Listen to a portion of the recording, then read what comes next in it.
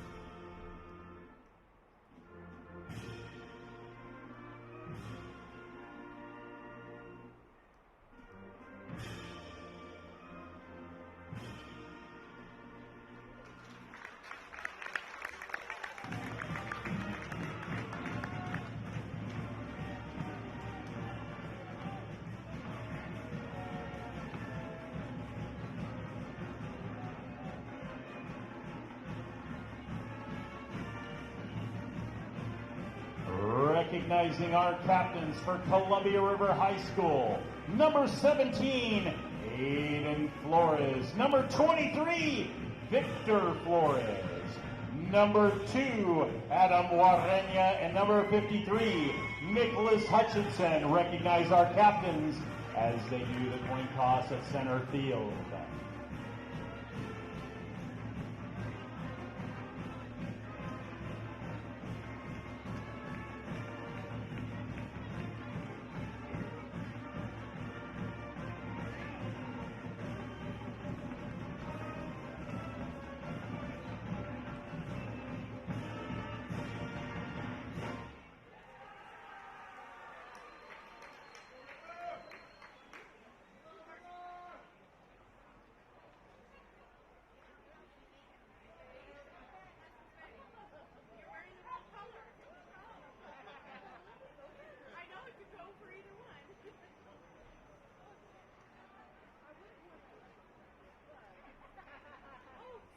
Columbia River Rapids will receive the kickoff to start the first half.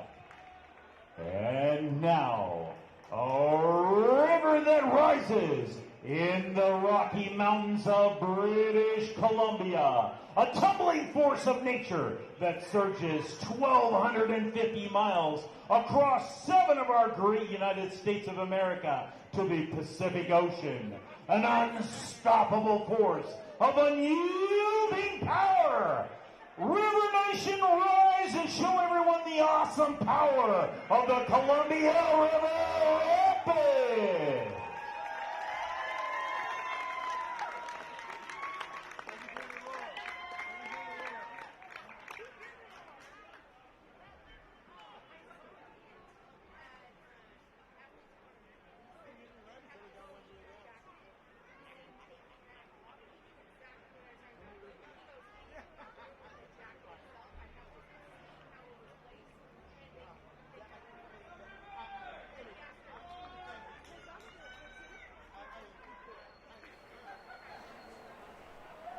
Hello and welcome to Kiggins Bowl. I'm Nick Voll, joined by Alex Gall. Tonight we have a Greater St. Helens League matchup between the Columbia River Rapids and the sort of away team, Hudson's Bay Eagles. At stake here tonight for the Rapids, a playoff berth.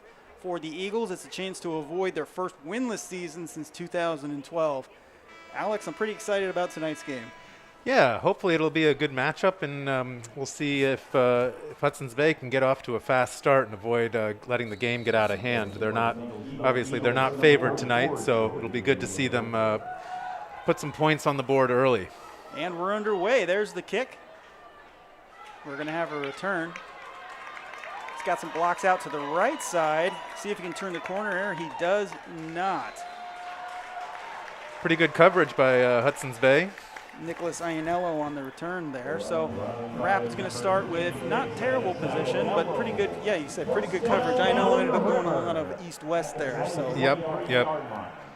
Yeah, the blocking was good, but couldn't turn it up the field, and Hudson's Bay cut that edge off. So neither of these teams necessarily big scoring teams, both pretty good on the defensive side of the ball. See what kind of offense these teams can generate tonight. At quarterback for Columbia River, typically we see number 4 Adam Watt, but he's not in there at the moment. No, it's number 23 Victor Flores taking the snap. He handed it off to Levi Hongel there up the middle. Hongel getting a lot more snaps in recent games, this sophomore being productive and earning the trust of his coaches. Interesting why Watt is not in there. He's been pretty dynamic on offense as of late on the ground. Yeah, he's been their everything man, leading the team in rushing and passing. I see him on the sidelines there. He is in pads, so we may see him later. But for now, it's Flores. Not even listed as a quarterback on the program. No, Flores has 104 yards rushing himself, so he's certainly capable. Hongel gets stood up there. Minimal gain, so it's going to be 3rd down and 5 roughly here for the Rapids. I wonder if they're letting Flores take the first series because he's a senior, and this is senior night for Columbia River, and their last game here before heading off to the playoffs. It seems possible for sure. We'll see what they come up with here at 3rd and 3. It's a pretty good manageable distance here for a team that's built to run. Yeah, their calling card has really been their defense and their wins. They've only allowed 13 points or fewer in their 3 wins, so offense has been a little bit more of a struggle for Columbia River. So flag there. Looks like a little bit of confusion on the line here. Let's see what the call is. I'm guessing false start. Yep, they're already walking it back. So that's going to be difficult because, you know, Flores not necessarily a passer. Going from 3rd and 3 to 3rd and 8 is kind of a big deal. See what they come up with here. Start River. 3rd down and 8. You mentioned defense being their calling card. I would say Hudson's Bay kind of the same way. They do a really good job of team tackling and flying around to the ball. Yeah, they've got a few guys out there. Levi Michaele, one who just seems to be everywhere on the field, especially on defense. So Flores rolls right. He is going to toss, looks downfield, throws it up. That ball is no good. I think Hudson's Bay lucky there that ball sailed because. Yeah, might have been a little early, but didn't look catchable to me. Yeah, Lennox Tuala with the early hit, number 44 on your screen there, but the official saying that it was clean, so it's going to be 4th and 7 for the Rapids, and we should see a punt here. So regardless of what happens here, it should be pretty good field position for Hudson's Bay to start the game. Back to return is going to be Dylan Damos, one of their speedsters. Well, Columbia River hurries to the line.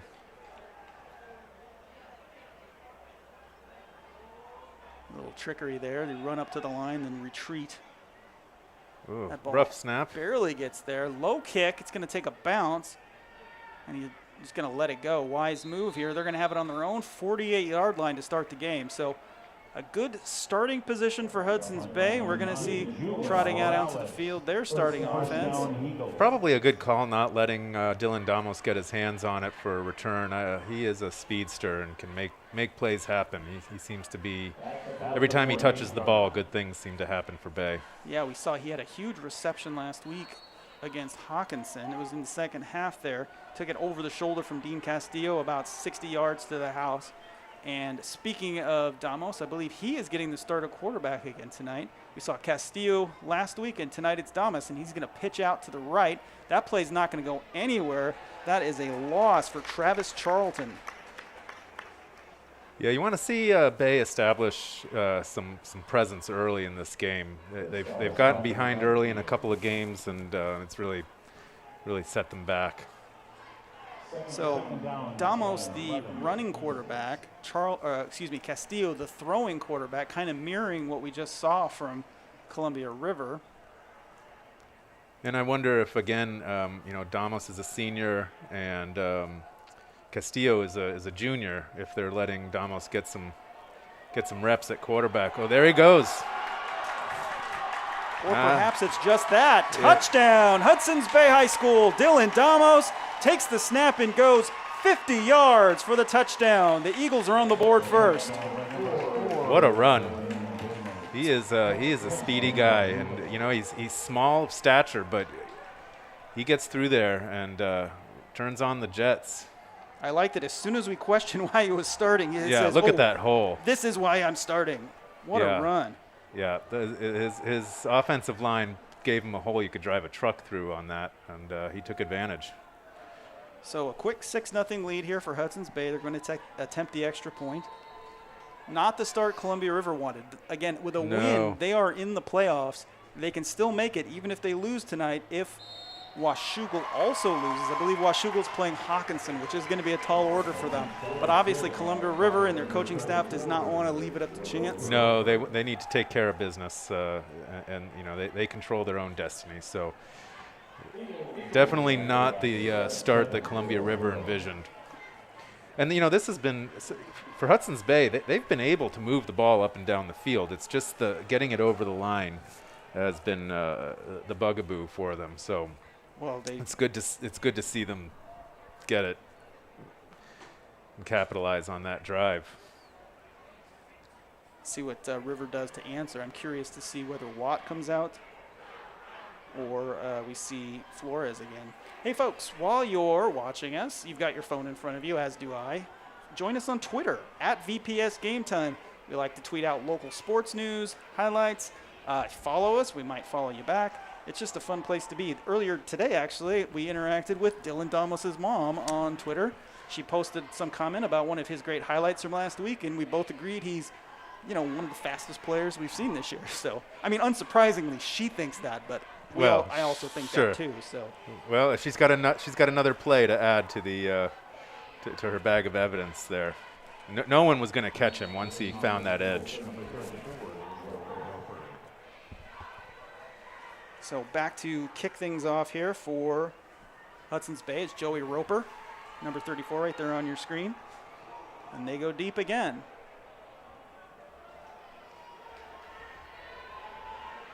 Nowhere to go. Good downfield coverage there from the Eagles. Yeah, again, the Eagles are looking sharp tonight. One of the things that's really hurt them is the unforced errors that they've committed,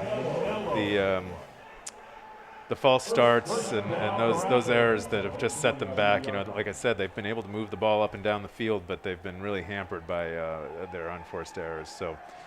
Well, and I think that's a hallmark of a young team, and by all regards, Hudson's Bay is still a young team.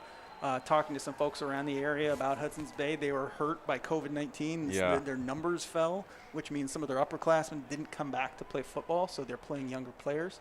So, I mean, even if they lose tonight, there's a big hole up the middle.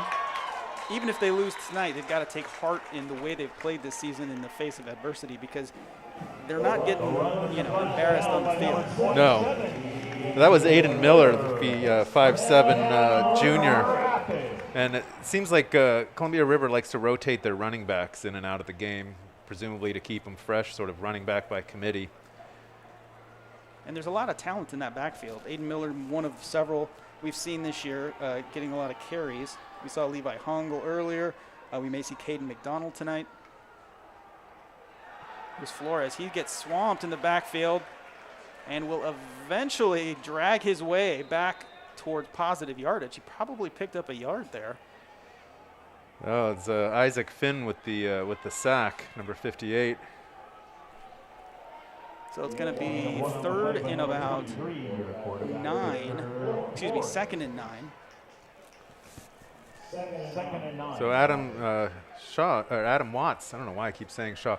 Adam Watts still not in the game yet. So trips right here for Columbia River. Flores hands it up the middle rather. Minimal gain there. That was Aiden Miller again on the carry. So now Columbia River facing a 3rd and 8.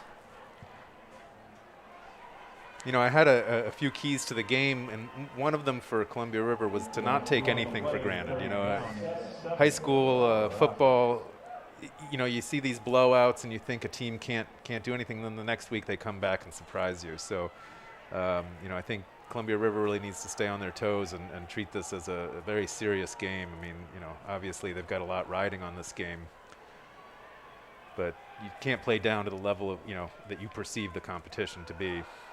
So good playoff tackle. What a tackle. What a tackle. Again.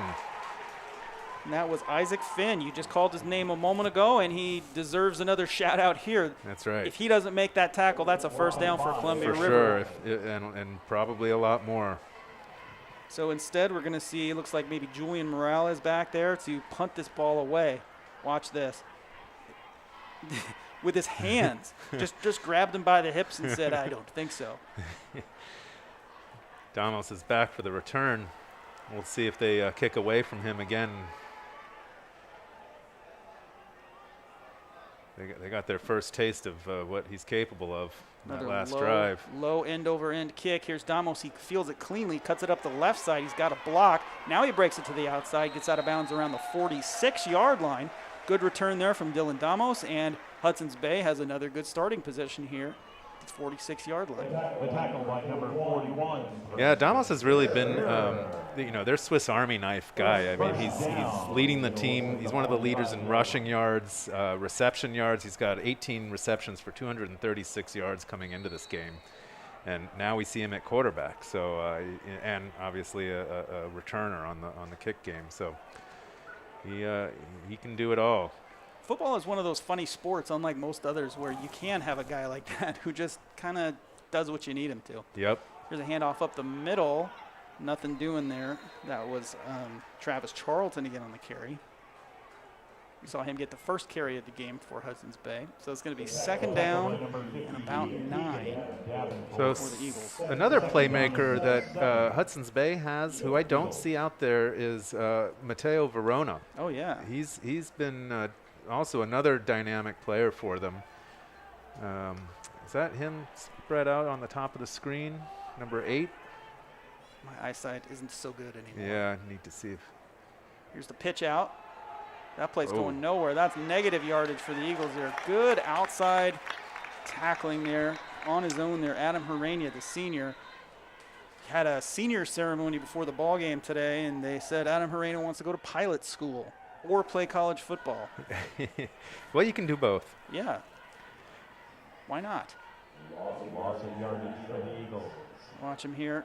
Just follow the play. Actually, that wasn't Herania on the initial tackle. I think that was actually Jacoby Fobbs. Did I miss a penalty while I was looking down on my roster? In real time, I thought I saw a block in the back on the guy who made the tackle. Yep, they just called it this second. Okay. You see on your screen there. So it's going to be another second down here for Hudson's Bay. Pushes them pretty far back. It's going to be second and about, 22 yards? I don't think the scoreboard operators kept up with us here. They've got it listed at 3rd and 12, which it isn't. No. Second down and 21. Second down and 21. So Damos takes it to the outside. He's got nowhere to go. Trying to find a seam. Follows a block. Still on his feet. Still on his feet. Whoa. There was a massive block. Damos doing what he can to keep that play alive, but just nowhere to go. A lot of scrambling for not much headway. We got an eagle on his backside on the field right now. May have an injury or maybe even just a shoe issue. Looks like, it's just a shoe issue. That's the best kind of the little delay there. No injuries. Watch him. He just keeps going. Watch that block, number 55. Well, yeah. So he had the big block, but then he stopped playing. Just sort of. That's not the best. I don't think we have number 55 on our roster here. We do but not. He is a large human being. I would not want to be flattened by him on that block. All right, so 3rd down and 21. Let's see what the Eagles are cooking up here. taking their time getting up to the line. Looks like, oh, there's Castillo in the game. It's a passing down, so they bring in the passing quarterback. Castillo has had a pretty good season. I mean, he's got a very strong arm, and you know, if his offensive line can give him the time and his receivers can get open, he can get it to them for sure. He's a junior, so you know the positive development he's shown this year hopefully can carry over next year for the Eagles as a senior. He's got a big arm. You mentioned he's tall. Yeah, he's 6'4", 205. I mean, he's got the tools for sure. So motion man out. He looks him off. Goes out to the other side. That ball is thrown away. They're trying to hit the starting quarterback, Dylan Thomas, on the pass. So 4th down for the Eagles. Great defensive series by the Rapids. Yeah. And again, you know, penalty kind of killed that series. Well, I mean, there was a play for that loss of yards, but it also was combined with a penalty that took them back even further. Yeah, but, you know, River there, you know, Bay rather was still going to be facing 3rd and 13, 3rd and 14. So yeah. So back to punt, we see Levi Michaele. You mentioned last week you saw a play, Michaele, the punter, boomed it and then made the tackle. Yeah, he's you know, on defense, he's their everything guy, but also in the punting game. So Chris Parkin there on the return, nowhere to go. No, might see good Parkin in coverage the again. backfield again here, one of those many rotating running backs there for the Rapids. So this ball is going to be on the 36-yard line. Pretty decent starting position here for the Rapids. Michaele's got a good leg too. He doesn't look like your prototypical punter, you know, size-wise. You don't see linebackers often being the punter also. But that's exactly. No, but I mentioned it last week. I watched the Seahawks-Steelers game, and the Steelers punter was built like a brick house. He was a big guy. Looked like he could make a tackle pretty easily.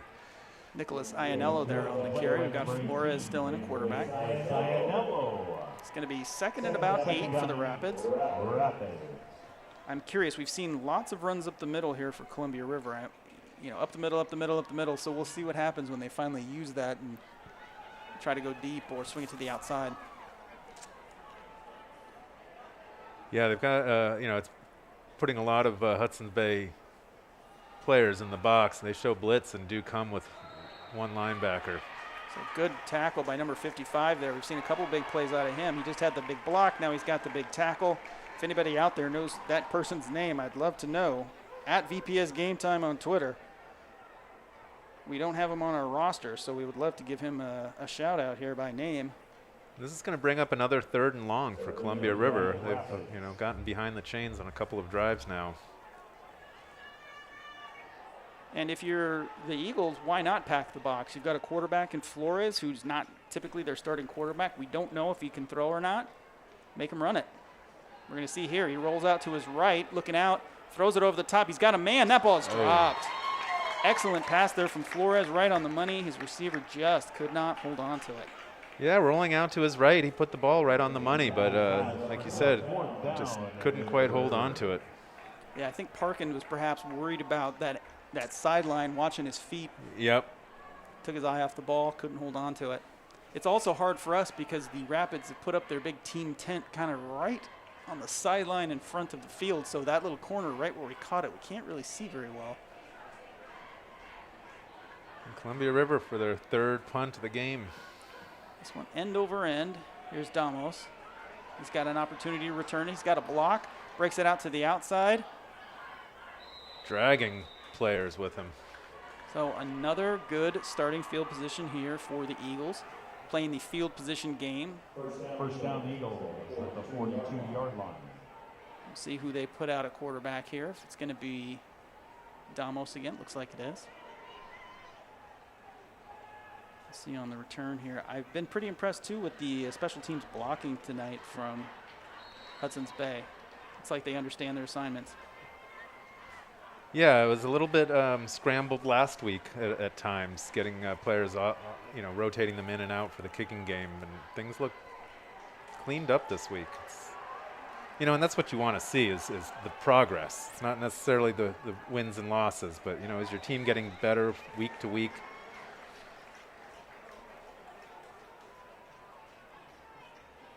I got all excited because I put out something, you know, tell us on Twitter who number 55 is. I got 3 notifications, but none of them were about that. Oh, I thought you were going to say there were 3 different names.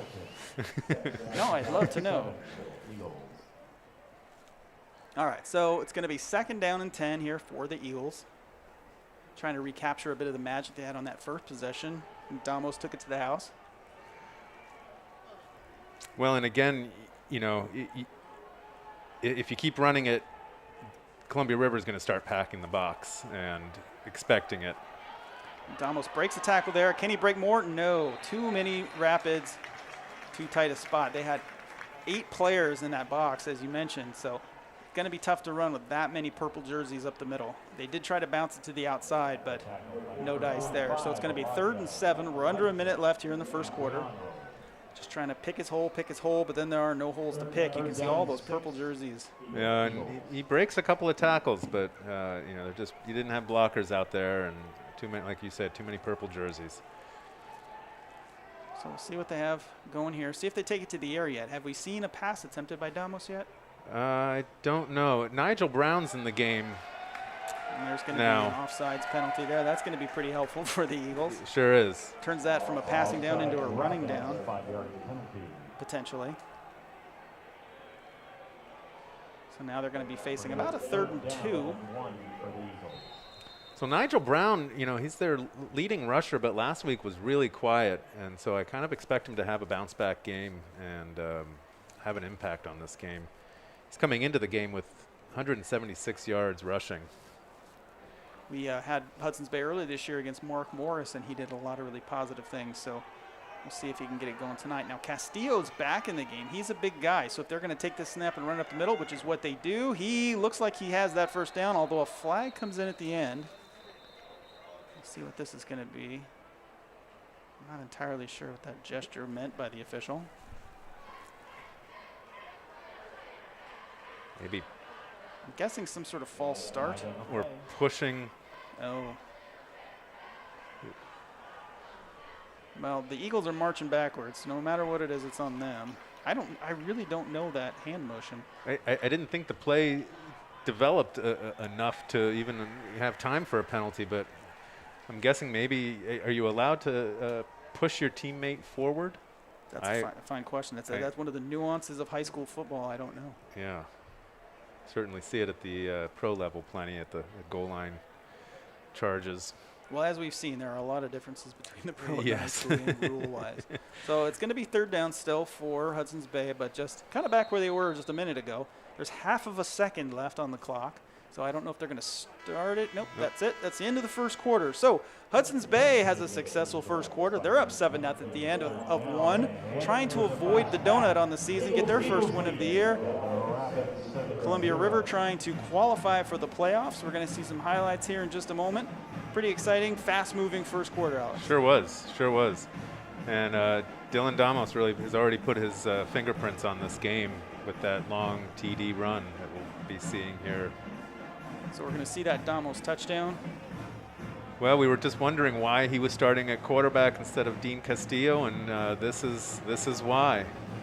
One of the fastest players in our area makes his mark and puts the Eagles up 7-0. So while we have a moment, we have a special message we'd like you to hear. Go ahead and take a listen. Hi, my name is Nick Voll. I'm the television production supervisor for Vancouver Public Schools, and I run the VPS Game Time program. On our October 15th broadcast between Columbia River and Ridgefield, one of our announcers attempted to make a joke at his own expense about naming his son Gage. To viewers, however, it appeared to be an insult directed at River player Gage Newman and his family. The last thing we would ever want to do is hurt the students we serve. To Gage Newman and the Newman family, we sincerely apologize. As we would advise a student crew member who made a mistake, we will use this moment as an opportunity to improve. Thank you. All right, we are back for the second quarter here at Kiggins Bowl. It is 3rd down and 6 for the Hudson's Bay Eagles. Dean Castillo in a quarterback. They're tight. He's going to roll out to his left. Throws across his body. He's got an open man. He caught it. Was he inbounds? He's saying no. No. Quincy Blocker made a great catch, but the official says he was not in bounds. Great execution there from Hudson's Bay, except for the toe. That's a tough pass to ask to make. You know, rolling to your left and for a righty to throw that across his body and pinpoint it along the sideline. That's tough. On the far side of that field, it's hard for us to see the foot from here, and our cameras are not on that side either, so I'm not sure if we'll be able to see that replay or not, but it was a pretty good effort there by the Eagles. He was wide open. The blocking was exactly what it needed to be. So instead of punt, it's off. It's a pretty good punt from Mikaele, and that ball is going to bounce out of bounds around the 22-yard line. So I don't know that Columbia have they gotten a first down yet? Yes, they had. They have. Okay. Big run up the middle on their first possession. Oh, that's right. But I think that is their only first down. So they've had 3 series and 3 punts so far. Well, I mean, when you switch to an offense that is more geared towards the run or the pass, but especially the run, you know, if you're not able to break a couple off, it's hard to move the ball when you don't have kind of a varied offense. Well, you know, one of my vaunted keys to the game was getting Adam Watts involved in the passing and running game, but without him in the game, that's a little difficult to do. And that one goes nowhere. And again, big number 55 was responsible for getting his hand on the runner. So yeah, that was Levi Hungle on the carry. We saw him start the game at running back. You can see him on your screen there, number 13. You see this swarming Hudson's Bay defense. And this is the Hudson's Bay defense I've seen all year long in these games. They get to the ball quickly. They don't give up on plays, and they team tackle. So, you know, when one guy gets there, the second guy's right behind. And this is what they need to do to keep the pressure on Columbia River here. So Flores in the backfield. He's going to swing it outside. That's completion, but little to no gain there from Jacoby Fobbs. Again, that's that swarming right defense you were talking about. Yep, good closing speed on that, and not allowing the receiver to get comfortable at all after getting that ball. But I think, you know, Flores hasn't been the starting quarterback, but he's shown us with his 2 throws so far, he does have a good arm. He can be accurate. So we'll see if they maybe open up the playbook just a little to force that Hudson's Bay defense to get out of the box a little bit. Yeah. Looks like we've got a timeout on the field. Probably a pretty smart one here by Columbia River. Talk things over. I mean, they've got a 3rd and 9 coming up with the ball on their own 26. Yeah. So, hey, folks, we have an announcement for you. If you like local sports, you should check out Clark County Scoreboard. It's a new show in our area that highlights and interviews, has all kinds of great local sports. It's a joint production with Evergreen and Vancouver Public Schools. We're also getting great content from the Columbian, Scorebook Live, Battleground Public Schools, NFHS Network. So all of our favorite local teams all in one place. Make sure you check it out. It's Wednesdays at 8 p.m. on Comcast Channel 328 or the VPS YouTube channel. We have one more new episode coming out next week that kind of will wrap up the season, since this is the last week of the regular season for fall. So make sure you tune in. It's always fun week 9 in high school football. You know, it's exciting times. Even for teams who aren't playoff bound, it's an exciting week because a lot of them is the last game these kids will ever play. Exactly. And it's such a community built up around football in high school. Oh. That ball sails over the head. He had an open man there. That was Julian Morales. He was trying to complete that pass to, but it went over his head, and that's going to be another River punt. Well, he's lucky that Travis Charlton looked like he slipped on that. Otherwise, I think he might have been a turnover. And you know, one of the things that I thought Hudson's Bay is going to have to do to win this game is generate a few turnovers in this game, but that was close. Actually, that was Satchel Basquette, the intended target. But, you know, another good bit of Hudson's Bay defense. So there's the punt. Almost back to return. He's going to let this one go. Smart move as that River special teams unit was closing in. So They're going to take over around the 29, 30-yard line. And it looks like Dean Castillo's coming in to start this drive for the first time tonight. Yeah, let's see what he can do. I mean, we've seen Columbia River take a cue from Hudson's Bay, pack the box, stop the run. So Castillo maybe for Hudson's Bay can open things up a bit. Yeah, I expect him to throw the ball and get it out to his receivers a bit. And, you know, they've only got a 7-point lead, so they don't have room to get comfortable yet. And we've talked about Hudson's Bay's defense being impressive. I think Columbia River's defense is really impressive this year too, especially that defensive line. You're not seeing teams push them around when they're getting beat. You know, they're getting beat sometimes on the outside, but rarely right up the middle there with that defensive line. So this ball cut around to the end. Nowhere to go there for Damos. Damos coming in on a fly sweep. That was a play that they had some success with last week.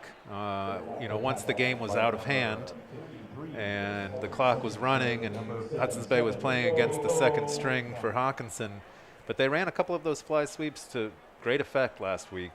And, you know, maybe the coaches saw that and liked what wanted. I mean, the trick is how do you get it into your playmakers' hands? You know, one way is to have Damos start at quarterback, but the other way is to use some of these sweep plays. Like this one to Nigel Brown. He goes around the left side, gets a block, takes it outside, makes some good yardage there. He gets upended, but he is nearly at that marker, so we'll see where they put it, but it's probably going to be about a 3rd and 1, 3rd and 2. Good bit of running there from Nigel Brown because he was patient. His blocker was out ahead, made the block, but Nigel Brown waited for him to get there. Watch this. Waits. There's the block, makes the cut.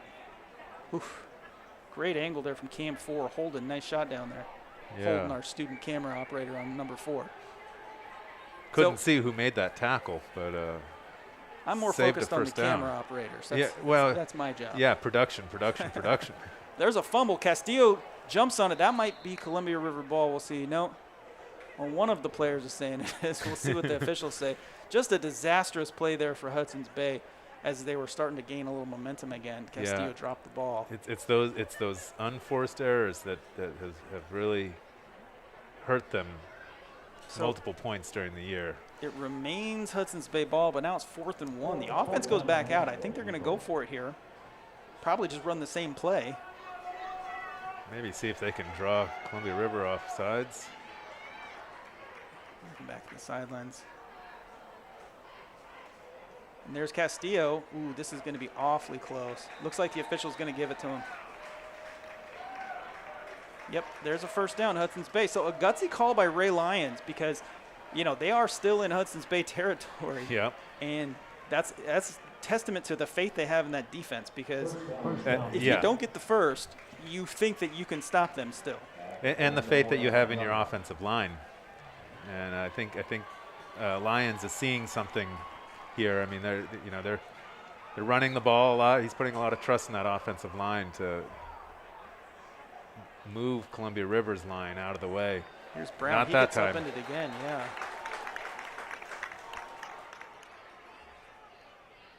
Brown kind of rolling around on the ground there. That's not a good sign. No. Hopefully it's just the wind knocked out of him. Let's see, he is getting himself back up. He's going to gingerly walk off the field here. Nice tackle by Adam Horeña. Now he goes down. Tried to get himself up off the field, but he's in too much pain, so trying to get himself back up again. Hopefully we'll see Nigel Brown again. He's been fun to watch all year long. He is a junior, so this isn't his final game, so that's good news. You never want to end your high school career on an injury. No. And, you know, I'm excited for Hudson's Bay to come back next year. They've got some good returning players. You know, they play with a lot of grit, and, you know, they've just had a rough year scoring the ball. But there are definitely aspects to their game that you know, they can be proud of. So it's going to be 2nd and 11 for Castillo. Takes the snap, fakes the end around, hands it off up the middle. Not a lot of room. Oh, he's still on his feet. Great bit of running. Great effort. Travis Charlton looked like he was toast in that backfield, but kept his feet moving, kept the play alive. That's one of those plays that, like, it's actually a slight loss on the play, but it's a big play just because he didn't lose 15, or That's 5 right. yards. He lost 1 yard. So now that brings up 3rd and 11. All right, fooled our camera operator. Followed the wrong player there. He just kept those legs churning and managed to break a few tackles, but only avoided the loss instead of gaining anything. So 3rd and 11 on the 40-yard line. Got Castillo and I believe Charlton in the backfield there. He's got 4 receivers now, so they're spreading things out. You see Timeout, Hudson's Bay.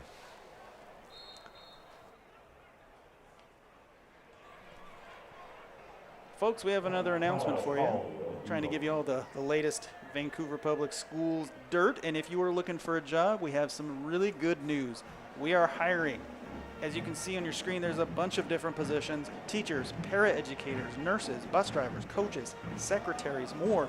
If you want to make a positive impact in the lives of kids, it doesn't necessarily matter what way you want to do it. There are jobs out there for you. Go to vansd.org. Our HR page has tons of listings. You can go online and apply right then and there. It's very easy. Vancouver Public Schools has good wages, great benefits, and you should apply. It's a good school system. As a parent with two kids in it, I've been pleased. So Nick, what do you do for Vancouver Public Schools? I am the television production supervisor. So I do VPS Game Time is the program I oversee. We do all these live sports broadcasts. We do news. So if you see news, video news about Vancouver Public Schools, we did it. We do videos for some internal stuff. We do all kinds of video work. So How do students get involved? thank you for asking. Well, and we can come back to it after this. Let's do that. Oh, looks like a false start there. Perfect timing. Oh, thanks, Hudson's Bay. If you want to get involved with this program, if you think, sports broadcasting is cool, this is a program open to students. So if you're in high school, you can apply with your video production teacher, or you can contact me directly. My email is nick.voll, V like Victor, O-L-L, at vansd.org. You can also go to the school district's website. There's a page there about this program. There's a link on there with an email to me. So any student in high school is eligible to participate. You can volunteer for a single game, see if you like it. We also offer internships. You can get high school and college credit for doing sports broadcasting through this program. So it's a pretty cool deal. And I encourage all of you to do it. Yeah, these students should come and take our jobs from us, because it'd be better to have high school students doing this announcing than a couple of 40-year-olds. That's nice of you to think that I'm 40. In their 40s. In their 40s. Okay, well. Looks like we got a false start on the Eagles. So we'll see another third down, this time 3rd and 16. So this game has slowed down a bit since those first couple of possessions. Yeah, after that clean first couple of minutes, we've started seeing the penalties start racking up. And again, they're mostly unforced penalties, the false starts and what have you. So big rush here from Columbia River. Castillo goes down. Just not enough time. No, they didn't pick up the blitz. It looked like Columbia River brought a couple of linebackers. And all of the Hudson's Bay receivers were going deep. So they needed time to let that play develop. Exactly, and there were no outlets for Castillo in the middle of the field. So he had to have an extra 2 or 3 seconds, and he just didn't have it. And there he goes down. So again, that's great work by that Columbia River defensive line I was talking about, aided by the blitz, of course, from the linebackers. So back to punt, we've got Mikaele to return. Chris Parkin back there for Columbia River. Looks like Nigel Brown is back in the game. I'm really glad to see that. He went off the field a moment ago with an injury. Now he's back in. That is good to see. Good hands by Mikaele, because that snap was wide right. He gets a nice bounce. Oof, that is some nice Hudson's Bay roll right there. So Mikaele puts it in a great spot for the Eagles defense. Columbia River is going to take over on about the 22-yard line. There's 5 minutes left here in the half. Yeah, quick moving half, even though it's slowed down for the last 5 minutes or so.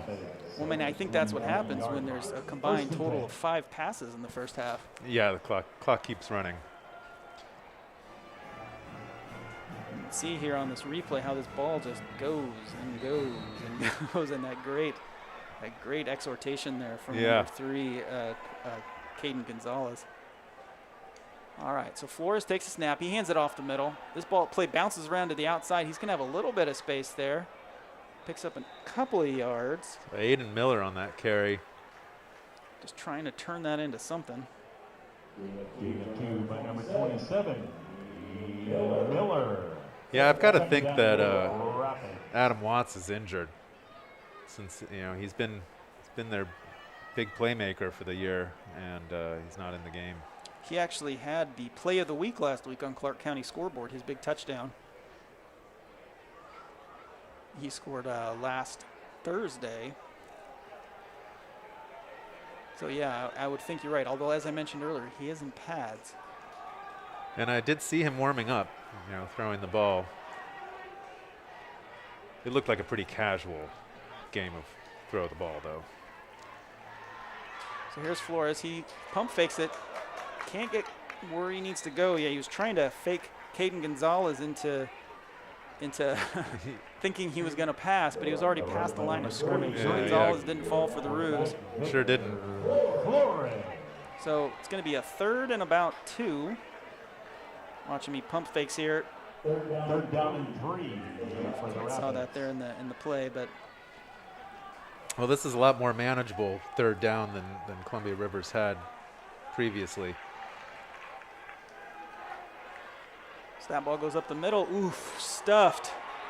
Wow. Guess who? Big number, unnamed 55, and they're going to call a penalty on Hudson's Bay there. That's something you don't want to see That after a nice stop like that. He wants to know what the deal is. We just saw his hands up there. So they try to hand the ball off. He's met by some Eagles. I'm not sure what the penalty is there. Is it the raising of the hand, or was he raising his hand as a result of the flag? I think the whistle had blown. And they didn't stop playing. And they didn't stop. That's a difficult call there. It is. The momentum is really carrying him forward. So we're going to see where they mark this and what. So it's not a personal foul, I don't believe. Or is it? They're starting to.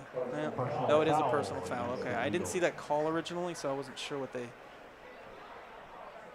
So it is going to be a Columbia River first down. Is this sort of the catalyst they need to get themselves moving towards the goal line? Because there's only 4 minutes left here in this first half, and they have not shown us that they can move the ball just yet. We might look back at that penalty and see that as a turning point in this game if they're able to score before the half. And here they go. Flores goes deep. That ball is up. That ball is great defensive play there. Pablo Pedroza got his hand in there. Oh, and they called something. It looks like there's a flag down. Boy, that looked like great defense to me.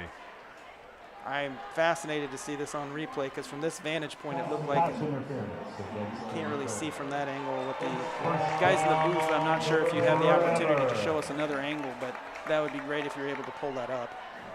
I'd love to see the penalty on that one.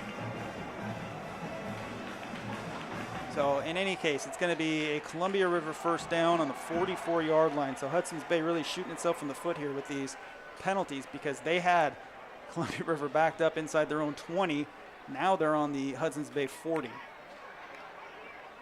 And these are easy yards. These are the easiest yards Columbia River is going to get this game is on these penalties, and you just don't want to give it to them. So Flores hands it off up the middle. That play's again going nowhere. Guess who? Big 55. We have got to get his name. That'll be our homework at halftime. Yeah. We'll go out and ask one of the parents. They probably know. What a big tackle there. Don't run at him.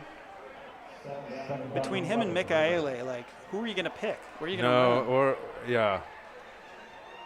Or Tuala. I mean, they've that's the thing with Hudson's Bay. Despite their record, they've got playmakers, and it's putting it all together that's really, And I think we're seeing it. Unfortunately, it's the last week of the season.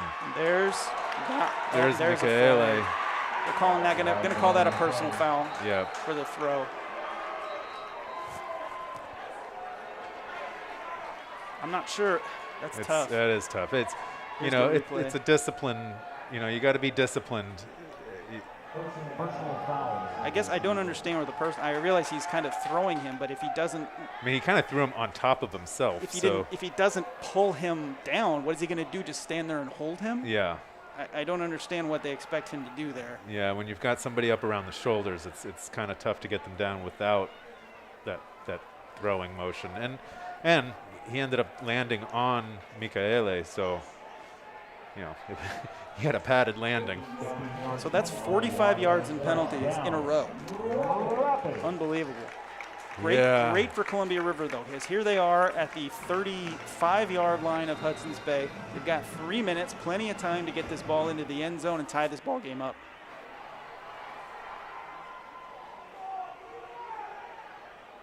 Everybody in the box. So Flores nowhere to go. He evades a tackle, trying to evade another, not going to make it.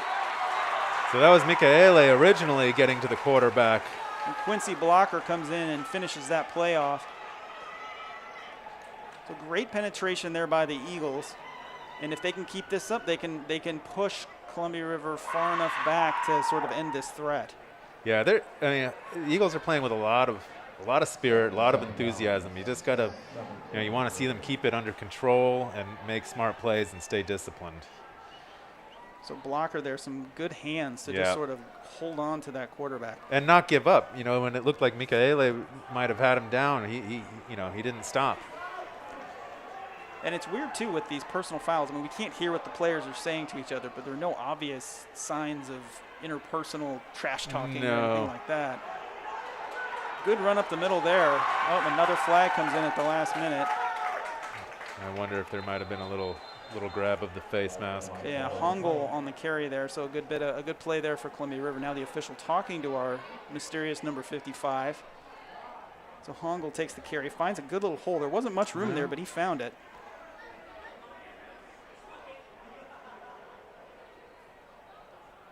The refs' flags are getting a workout on this series. And they're trying to talk it over there. So it's obviously, well, I don't know who this is on. They're speaking to the Hudson's Bay coaches over there on the other side. We'll see here in a moment. Yeah, the flag came in where holding is usually called. Yeah, but like you mentioned, it wore a face mask. We'll see what the official has to say here. It's kind of trotting out to midfield. Holding, yep, you called it.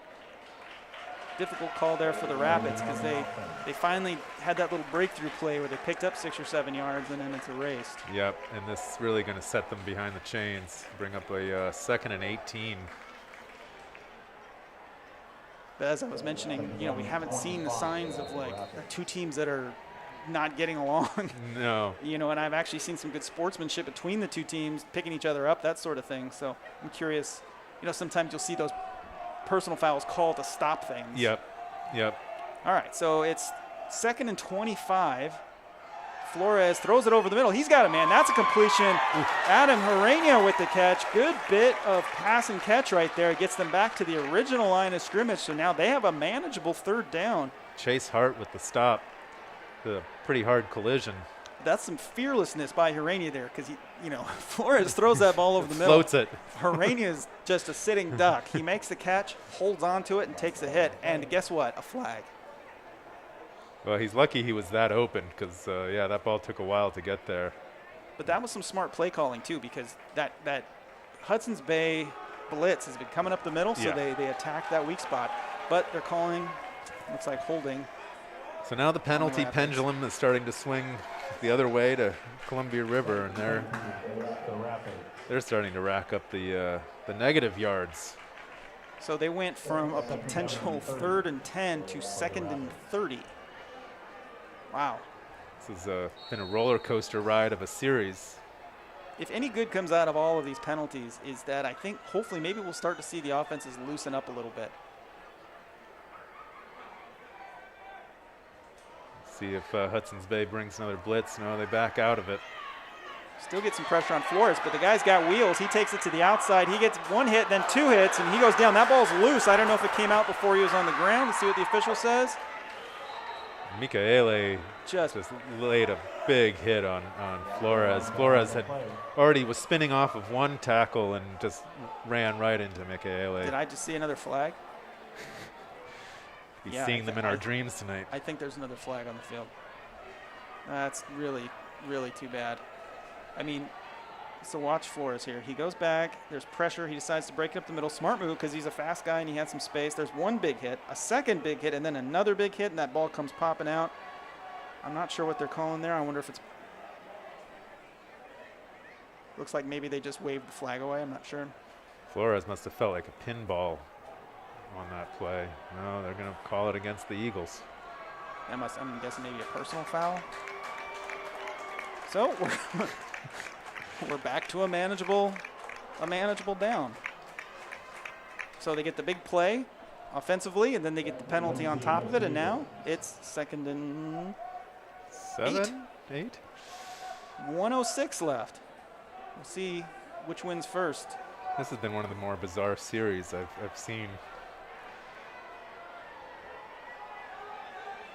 Just kind of wild here. So we've got 3 receivers up to the right, 1 to the left.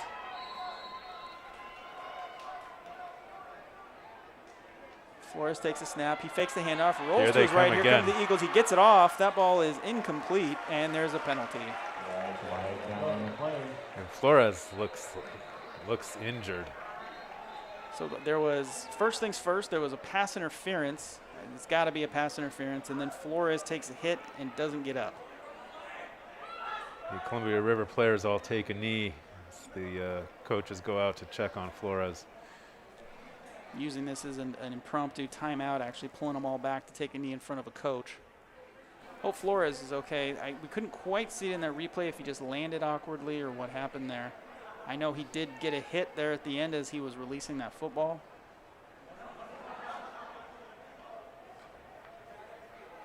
In any case, it's going to be a first down for Columbia River almost certainly on the pass interference.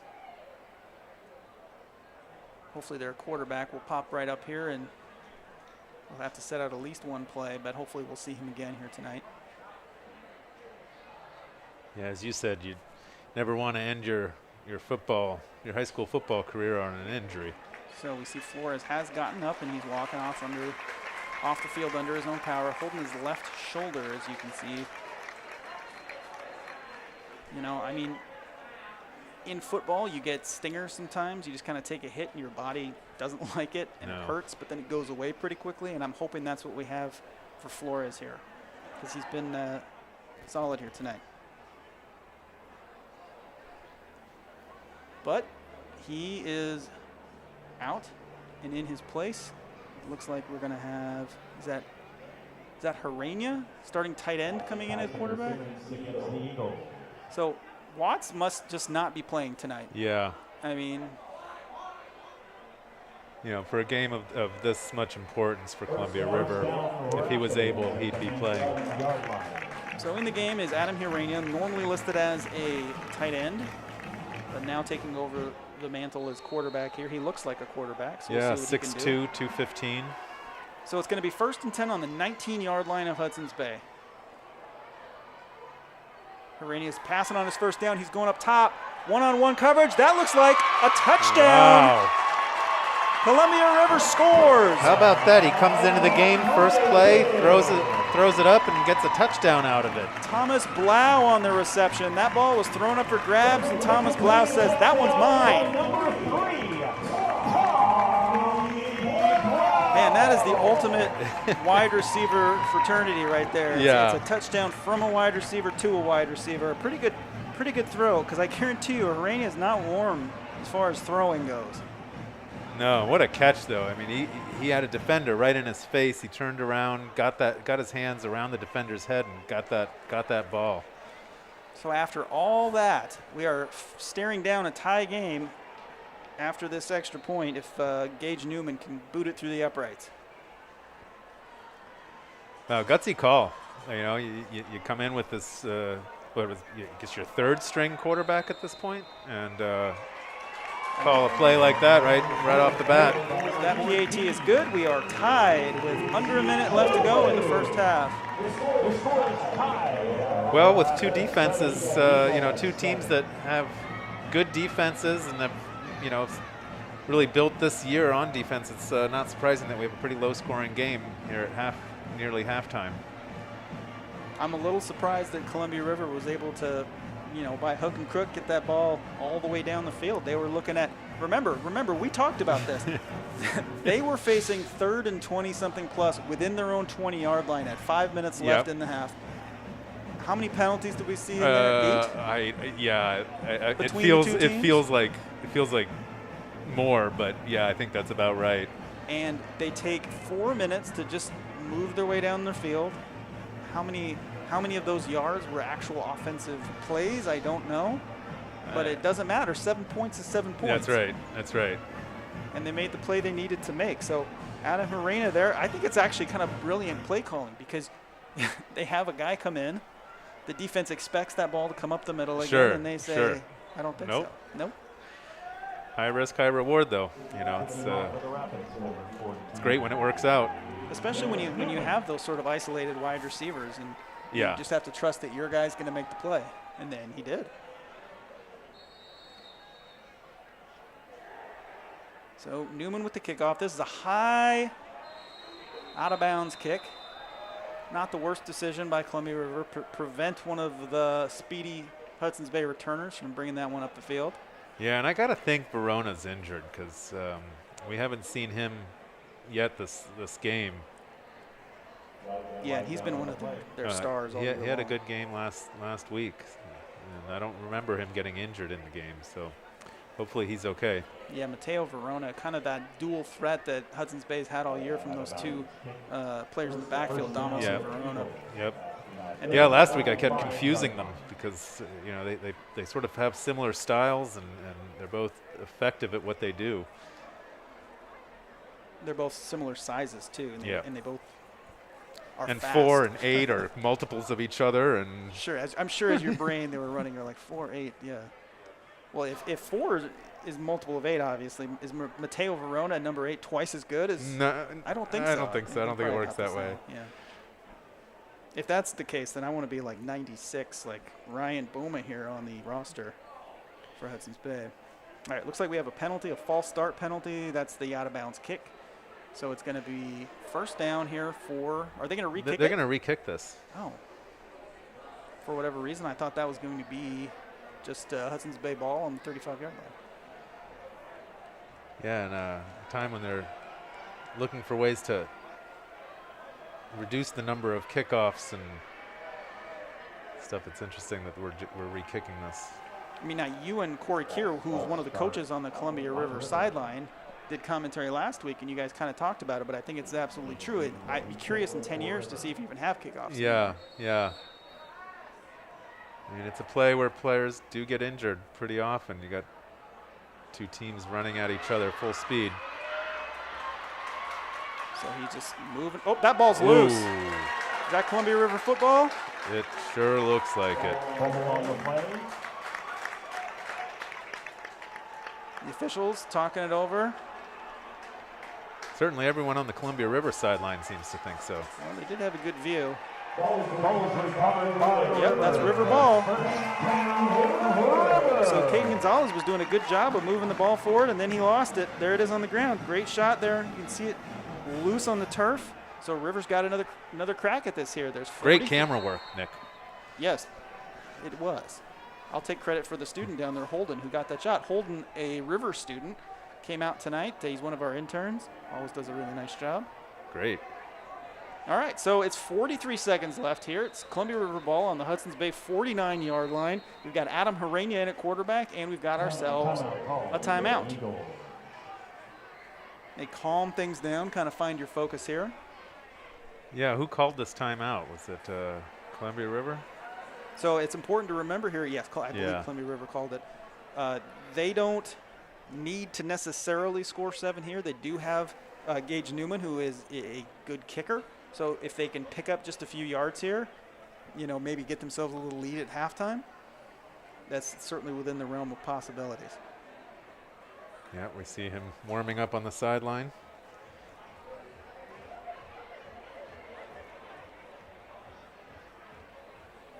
So with the playoffs looming here for Columbia River, a loss seems like it's going to kill any momentum you have going forward. So coming back here seems like it could be a pretty big deal for Columbia River to face the adversity and then come back. I mean, we have a lot of football left, but well, and if they were to lose, there would also be the mental aspect of losing to the last place team, and what does that do for your confidence going into the playoffs? Even if Washougal ends up losing, backing into the playoffs. Yeah. So I think for their own momentum and their psyche going into it, they really need to come out of here with a win. So now we have a Hudson's Bay timeout. And for Hudson's Bay, there is sort of a freedom here of they've lost all their games. Just play. Yeah. I mean, they're playing for pride, and they've got it. I mean, last week, when they were getting stomped at halftime, I was just like, how do you hold your head up and keep going out, for a second half? But their coaches, everybody came out and they took the game seriously, and they put some points. They moved the ball up and down the field, and you could tell. I mean, there was definitely positive vibes going on out there, and so I credit the coaching staff for keeping these young men's heads up and in the game, even when the scoreboard may not look so good. And that's sort of an extension of what they call the Bay Way at Hudson's Bay, a culture of positivity. So here's Harena, takes the snap. He's looking to pass again, rolls out to his right, gets to the outside. He does chuck it downfield. He's got a man. That's a first down. And more. He's still on his feet inside the 30-yard line. So it's taken the third-string quarterback to come into the game to see the passing game really start opening up here for Columbia River. Yeah, Satchel Basquette on the catch. So that's going to be a first down for Columbia River on the 31-yard line. This play looked like it was dead right around here, but then he kept going for another couple of yards, got out of bounds, stopped that clock. Smart. I kind of thought that Harena was going to just take it on foot, which wouldn't have been the worst decision in the world given his speed and the amount of space he had, but he made the right call there, passing to that open receiver.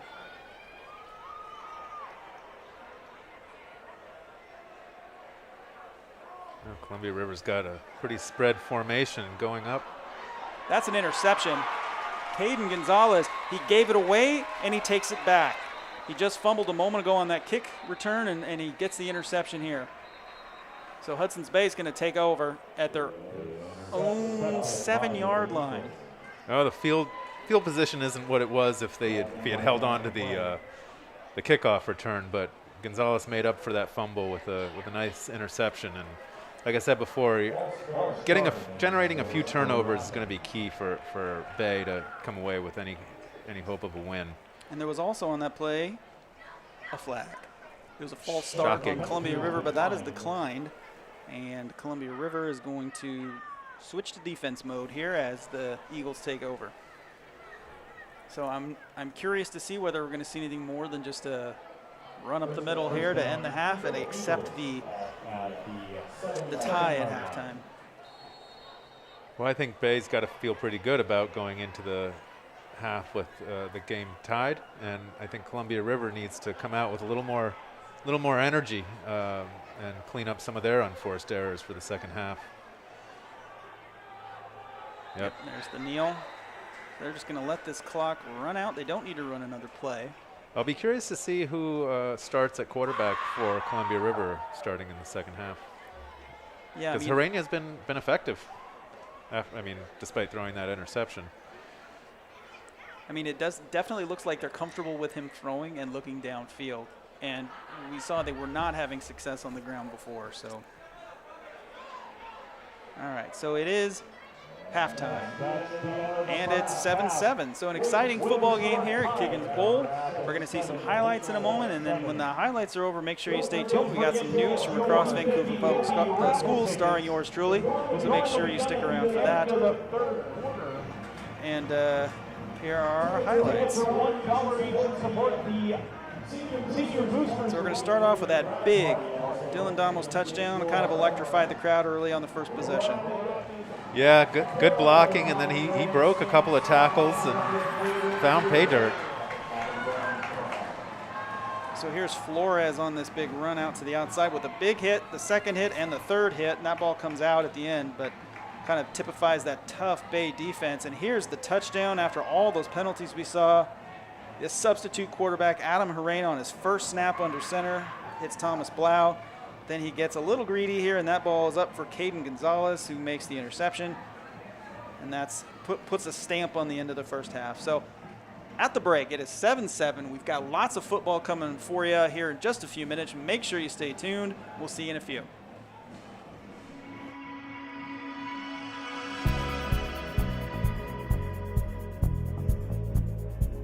Hi everybody, time for a Revitalizing Vancouver update, the latest on construction projects paid for with your bond dollars. I'm Nick Vole. It was an exciting night at Marshall Elementary School as they finally cut the ribbon on the new building. Principal Bobby Ginty and 5th grader Brooklyn got to wield the big scissors at a special event in the evening at Marshall. Although the school has been open to students since the spring, the official opening has been delayed. Finally, families got a chance to walk the halls and hear from Superintendent Dr. Jeff Snell, whose mother-in-law was actually a teacher at Marshall and was in attendance. School Board President Kyle Sproul also spoke, but nobody was more excited than Brooklyn. I'm super proud because out of all these people, amazing students in my class, I can't believe that I was the selected one and that we get to open this up and be a part of this.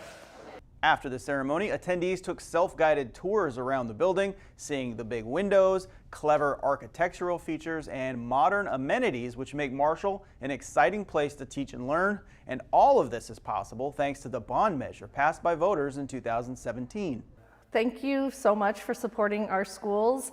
I've been fortunate enough to be in the school district 31 years, and we have always had the support of our community, and it means so much for our students and our families. The new Marshall is conjoined with McLaughlin Middle School, sharing kitchen space and a family community resource center. The old Marshall is currently being renovated to house the Leaser School program. And you can see more construction projects happening around our area on the VPS website. Just head to vansd.org/reschools. And while you're online, follow us on social media. We're on Facebook, YouTube, Twitter, and Instagram. Until next time, I'm Nick Vole.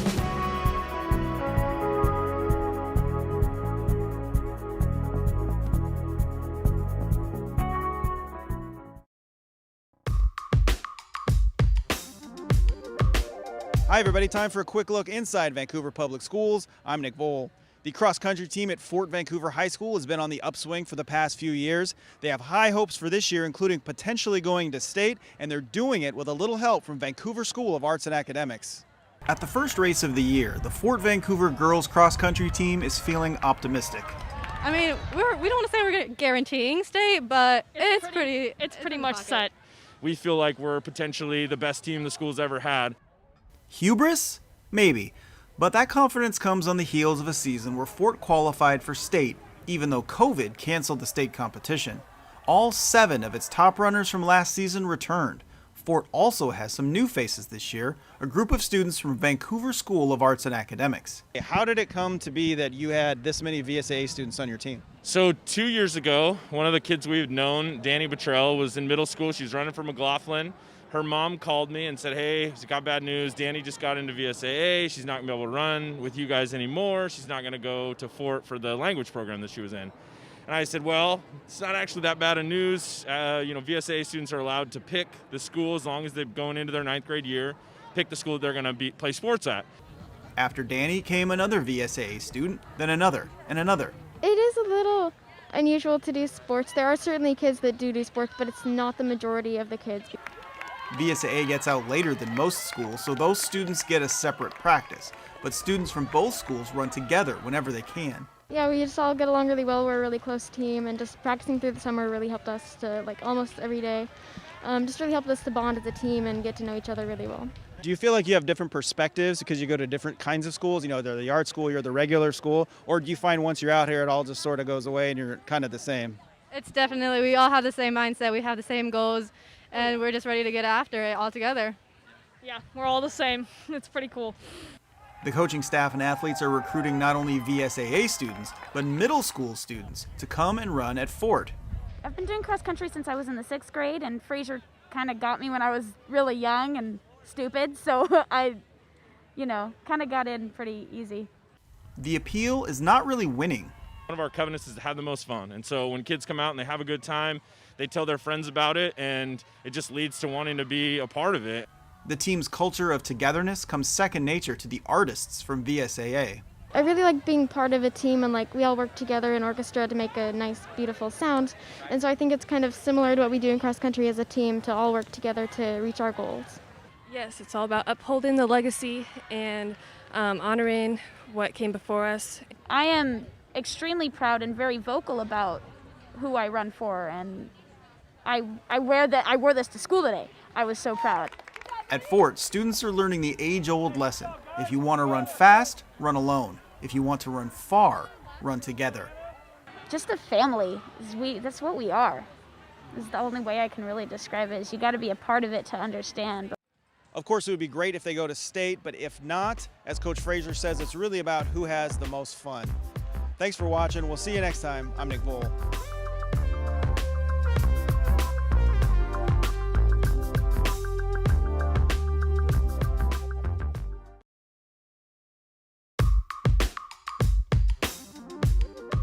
Hi everybody, time for a quick look inside Vancouver Public Schools. I'm Nick Bowl. The Skyview High School boys golf team has its eyes on state this year. Win or lose, it may have already broken a state record for the biggest team ever. It's one of the reasons they're so good, but it's also a major challenge. Roll Storm!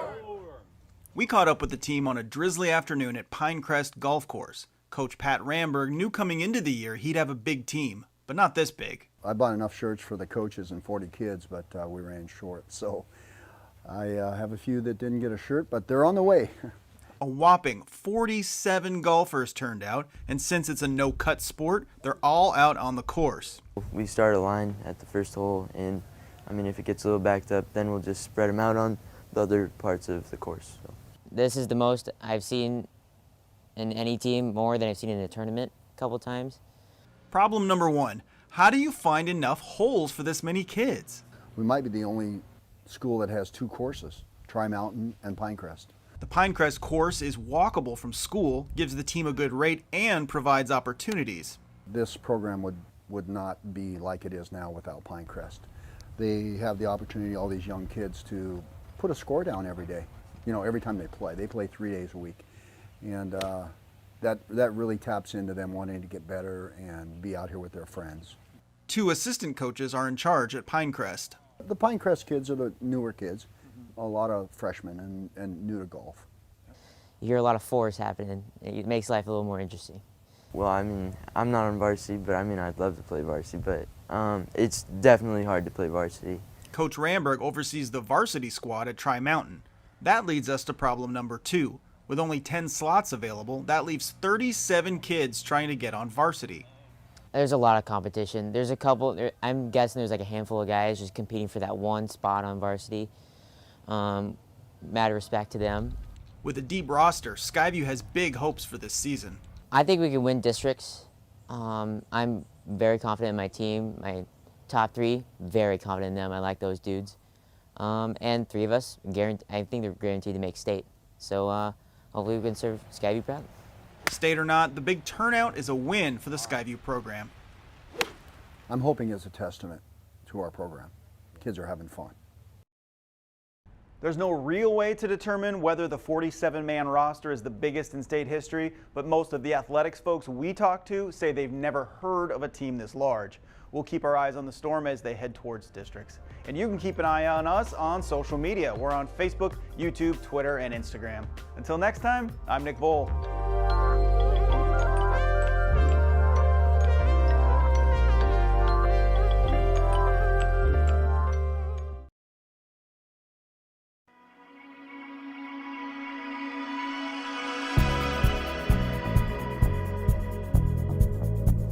Hi everybody, time for a Revitalizing Vancouver update, the latest in school construction projects across Vancouver Public Schools. I'm Nick Bowl. It's always exciting when you see a school start to go up. The ground is broken, the building rises, but nothing beats when a school actually opens for business. And after tonight's dedication ceremony here at the Jim Tangeman Center, students will be using this brand new building. 3, 2, 1. When the ribbon is cut, it's official, and families are able to tour the new school building. Behind a single moment of celebration, however, is years of work. The Jim Tangeman Center replaces Fir Grove School. It's a program to help kids who need additional support for social, emotional, and behavioral issues. When, thanks to a bond measure passed by voters, the Fir Grove building could be replaced, staff wanted a clean start and needed a new name. Tina Henry knew exactly which name to submit. I thought, who better to represent them than the Jim Tangeman Center. Jim Tangeman was a longtime principal at Fir Grove. Dr. Tangeman is a man who's very chill, just very comfortable, never got stressed, always cool with kids and families, and looked at a potential situation from his perspective. What would I do for my son or my daughter? Of course, we knew him as Dad. Dr. Tangeman's children got a private tour of the new building before the ceremony and learned more about their father's legacy. His entire career was around kids and special ed, kids that were at risk or who had special needs, and so he gave his life to that. Tappanee Construction built the school, and on the Tappanee team, one Greg Tangeman, who had been working on the building from the start. Back then it was just called Fir Grove, and then later on, as it was getting closer to completion, then you know, the school district got a hold of me by email. Well, actually, they called one of our people at work and said, we hear there's a Greg Tangeman that works for your company. Is he related to Jim? And the guy says, well, I think so, but here's his email. A big project for Tappanee and some big feelings for the Tangeman family. That pretty incredible. Very proud. Yeah. What do you think your dad would think about this? Very proud. Yeah, very, very special, very meaningful for us. Yeah, we're really pleased that he's been honored in this way. And most importantly, students have a new school built especially for their needs. It's great to see the positive impact and the smiles that students have every day coming in the building to come into a new revitalized space. And of course, you can get more construction project information on the school district's website. That's vansd.org/reschools. Until next time, I'm Nick Bowl.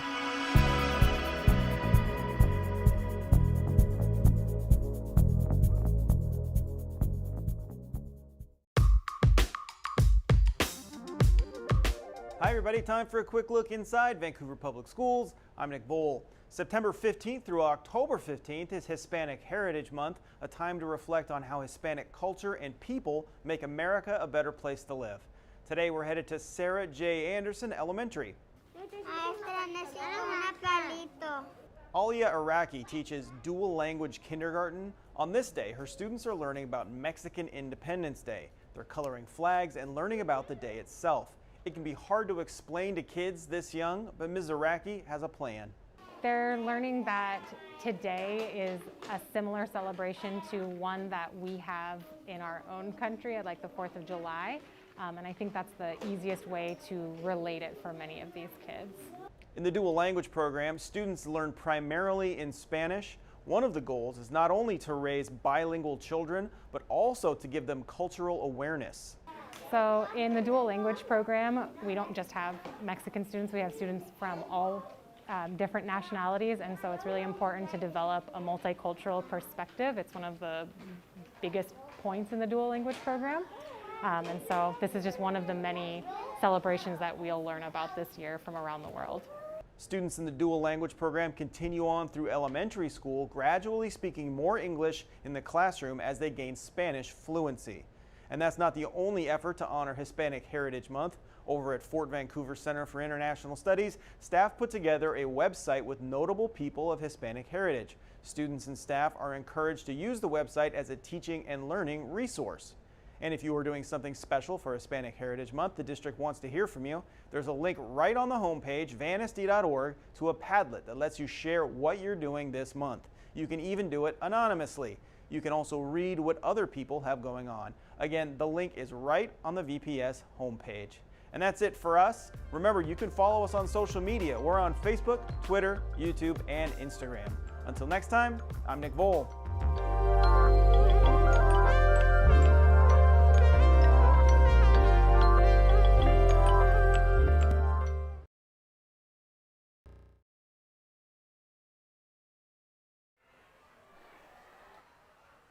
Welcome back to Kiggins Bowl. I'm Nick Vole, joined by Alex Gall. We've got a fun football game tonight. It's 7-7 between the Columbia River Rapids and the Hudson's Bay Eagles. At stake here for the Rapids, a berth to the playoffs. They're trying to grab that number 4 spot out of the Greater St. Helens League 2A. For the Eagles, a winless season could come to an end here with a couple of more touchdowns, I think. Oh, you know, they would love to see that. They'd love to get one win in that column, that win column, for sure. We've seen a lot of defense tonight from both teams. We've seen a lot of flags from both teams.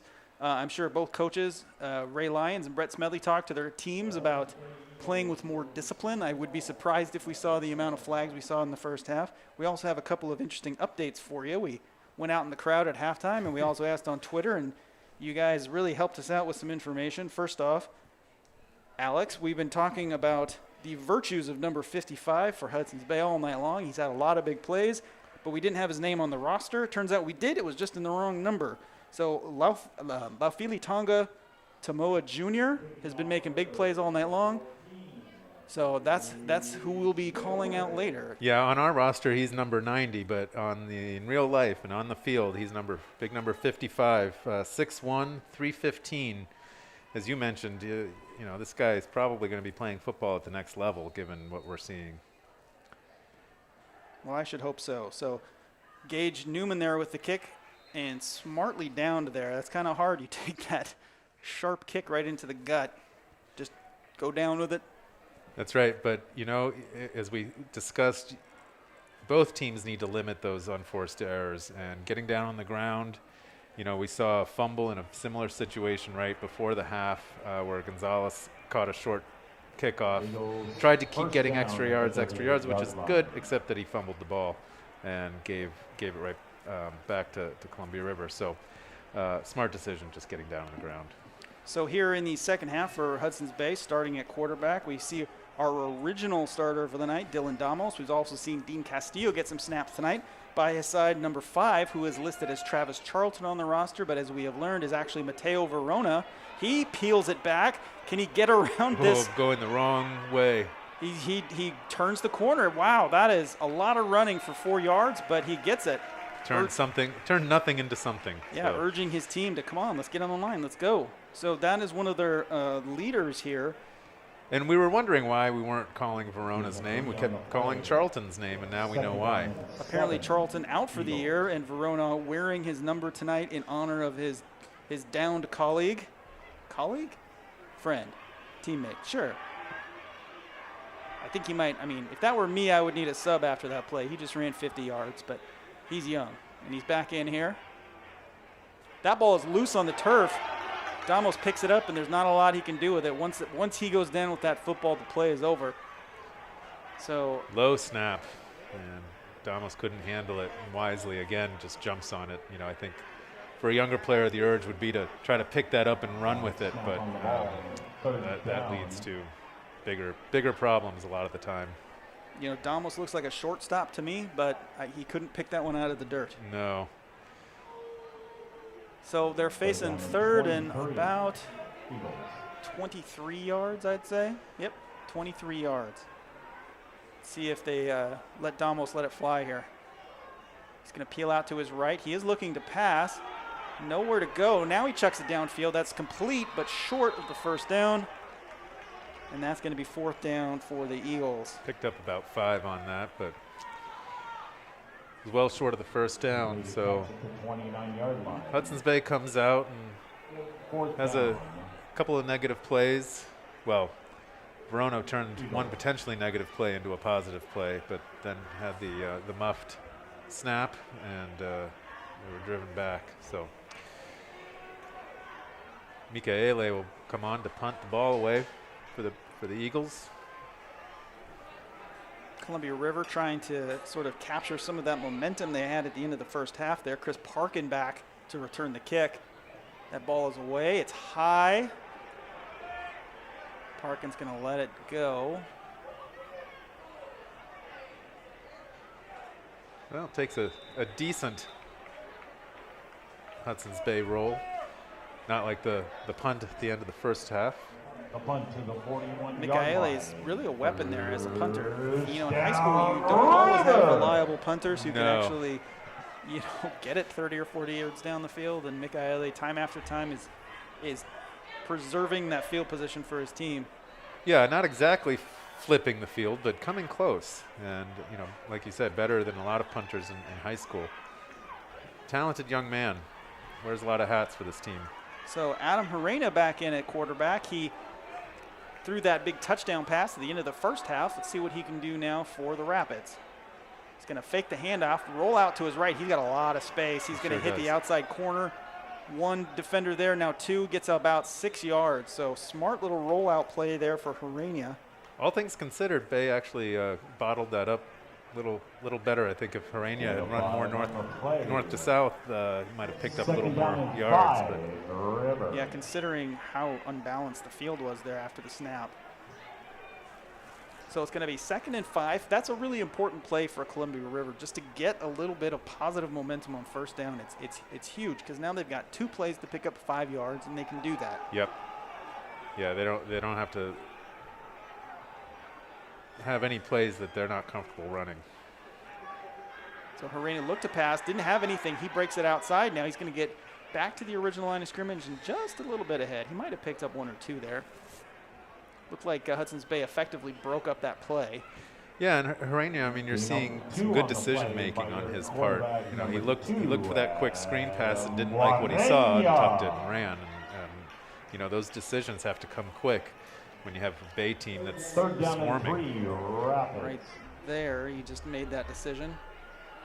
Mikaele couldn't quite shoestring him, and he got some positive yards there. So 3rd and 3. He's going to hand it off up the middle. Oof, nowhere to go. Low tackle there. There's Junior, the bottom of the pile. I think Junior got knocked down there and still managed to make the tackle. Laufili Tonga Tamua Jr., which is a fun name to say. I met his mother. At halftime, we went out to try to figure out who this player who's been having such an impact on the game was. And all the kids in the stands, I said, it's Junior. I'm like, well, I need more information than that. And then I saw a lady who had a Hudson's Bay jersey on, and she said, that's my son. So I got to meet her, and she was a very nice woman. She's upset the PA announcer's not saying his name either because he's listed wrong on the roster. And there's a good kick there from Columbia River. Takes a Hudson's Bay bounce.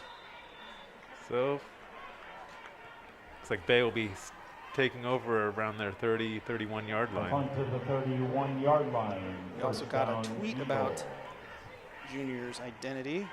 I wanted to say thanks to Ali Tak. May have said your name there wrong. I apologize if that's the case. Take.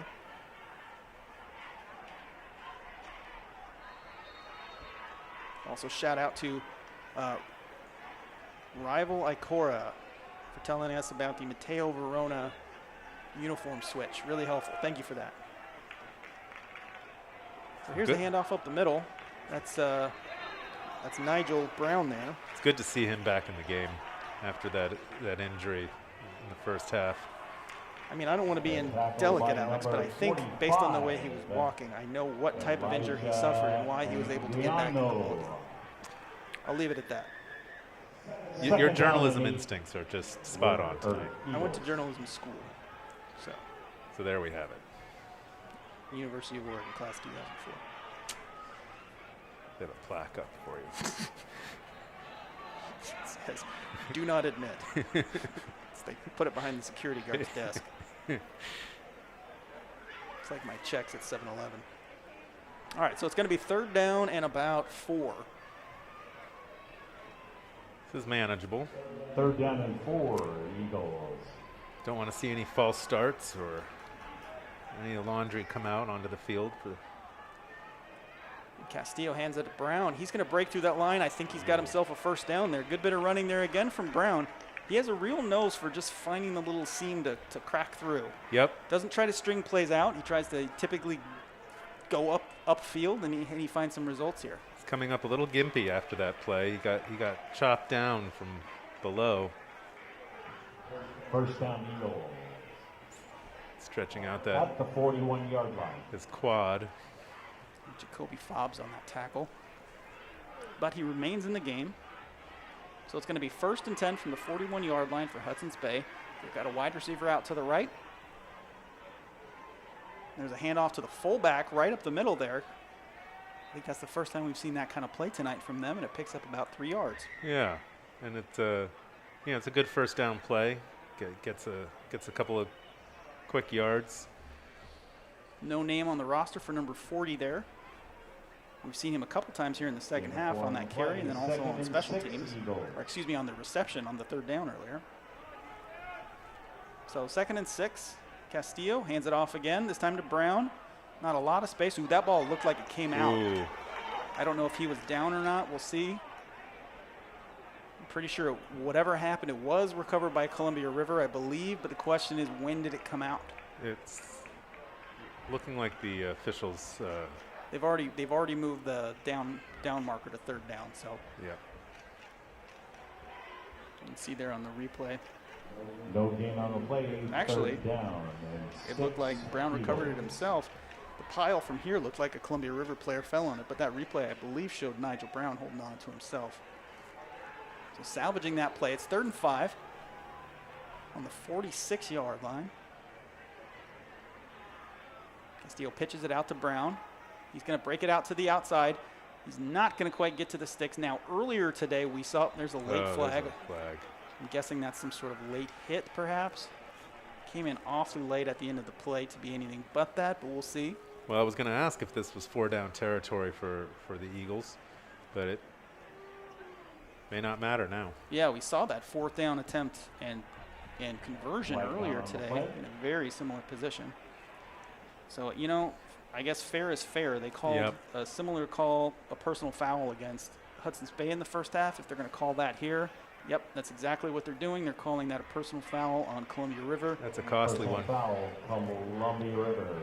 So the Eagles are going to march down into Rapids territory, looking at 1st and 10. So now, next bit of journalistic excellence here will be who's number 40. 42-yard line. Well, you know, I don't just conjure up these things. I go to my trusted sources, which is Twitter, the public internet. And they don't stay anonymous, I notice. Well, if they do, if they have, you know, a name on Twitter that isn't their real name.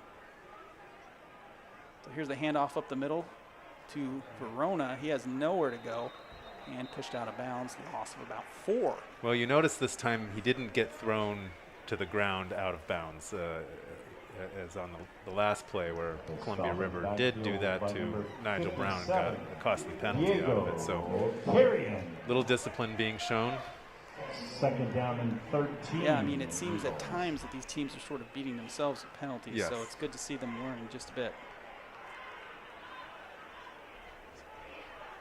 The two back set in I formation. A lot of people in the box. Only one There's receiver. Brown, big Wow, hole up the there it middle. goes. He's dragged down near that 1st down marker. That's the first play we've seen since the Columbia River touchdown of more than 2 or 3 yards, I'd say. Yeah, well, he hit that hole and just burst through it. And as we talked about, that's what he does. He goes north-south, finds the hole, and uses his quickness to get through it. 3rd down and 2, 3rd down and 3 for the Eagles. Looks like Jacoby Fobbs on the tackle. We've heard his name a few times tonight. Here's Brown again. He's going to spin off a pile and get himself a 1st down. Well, Hudson's Bay moving the football here. Yeah, in the offensive blow, here comes another flag. Late flag. And that's going to be a personal foul, I bet, on somebody. I don't know who, but there was a little bit of argument at the end of that play between the teams. So the big spin, there's the tackle. I'm not sure. I don't know if you could really tell there from that what happened. No. I saw a Columbia River player gesturing towards Hudson's Bay. in an upset manner. Yeah. Personal foul against Hudson's Bay. Eagles. Well, that's what we just talked about, hurting yourself. Taking away that 1st and 10 at the 22-yard line. Now they're going to be looking at 1st and, what, 25-ish? Yeah, it's such a momentum killer, these penalties. Must drive the coaching staff nuts. How many teaching moments can you really have in a single football game? Every play.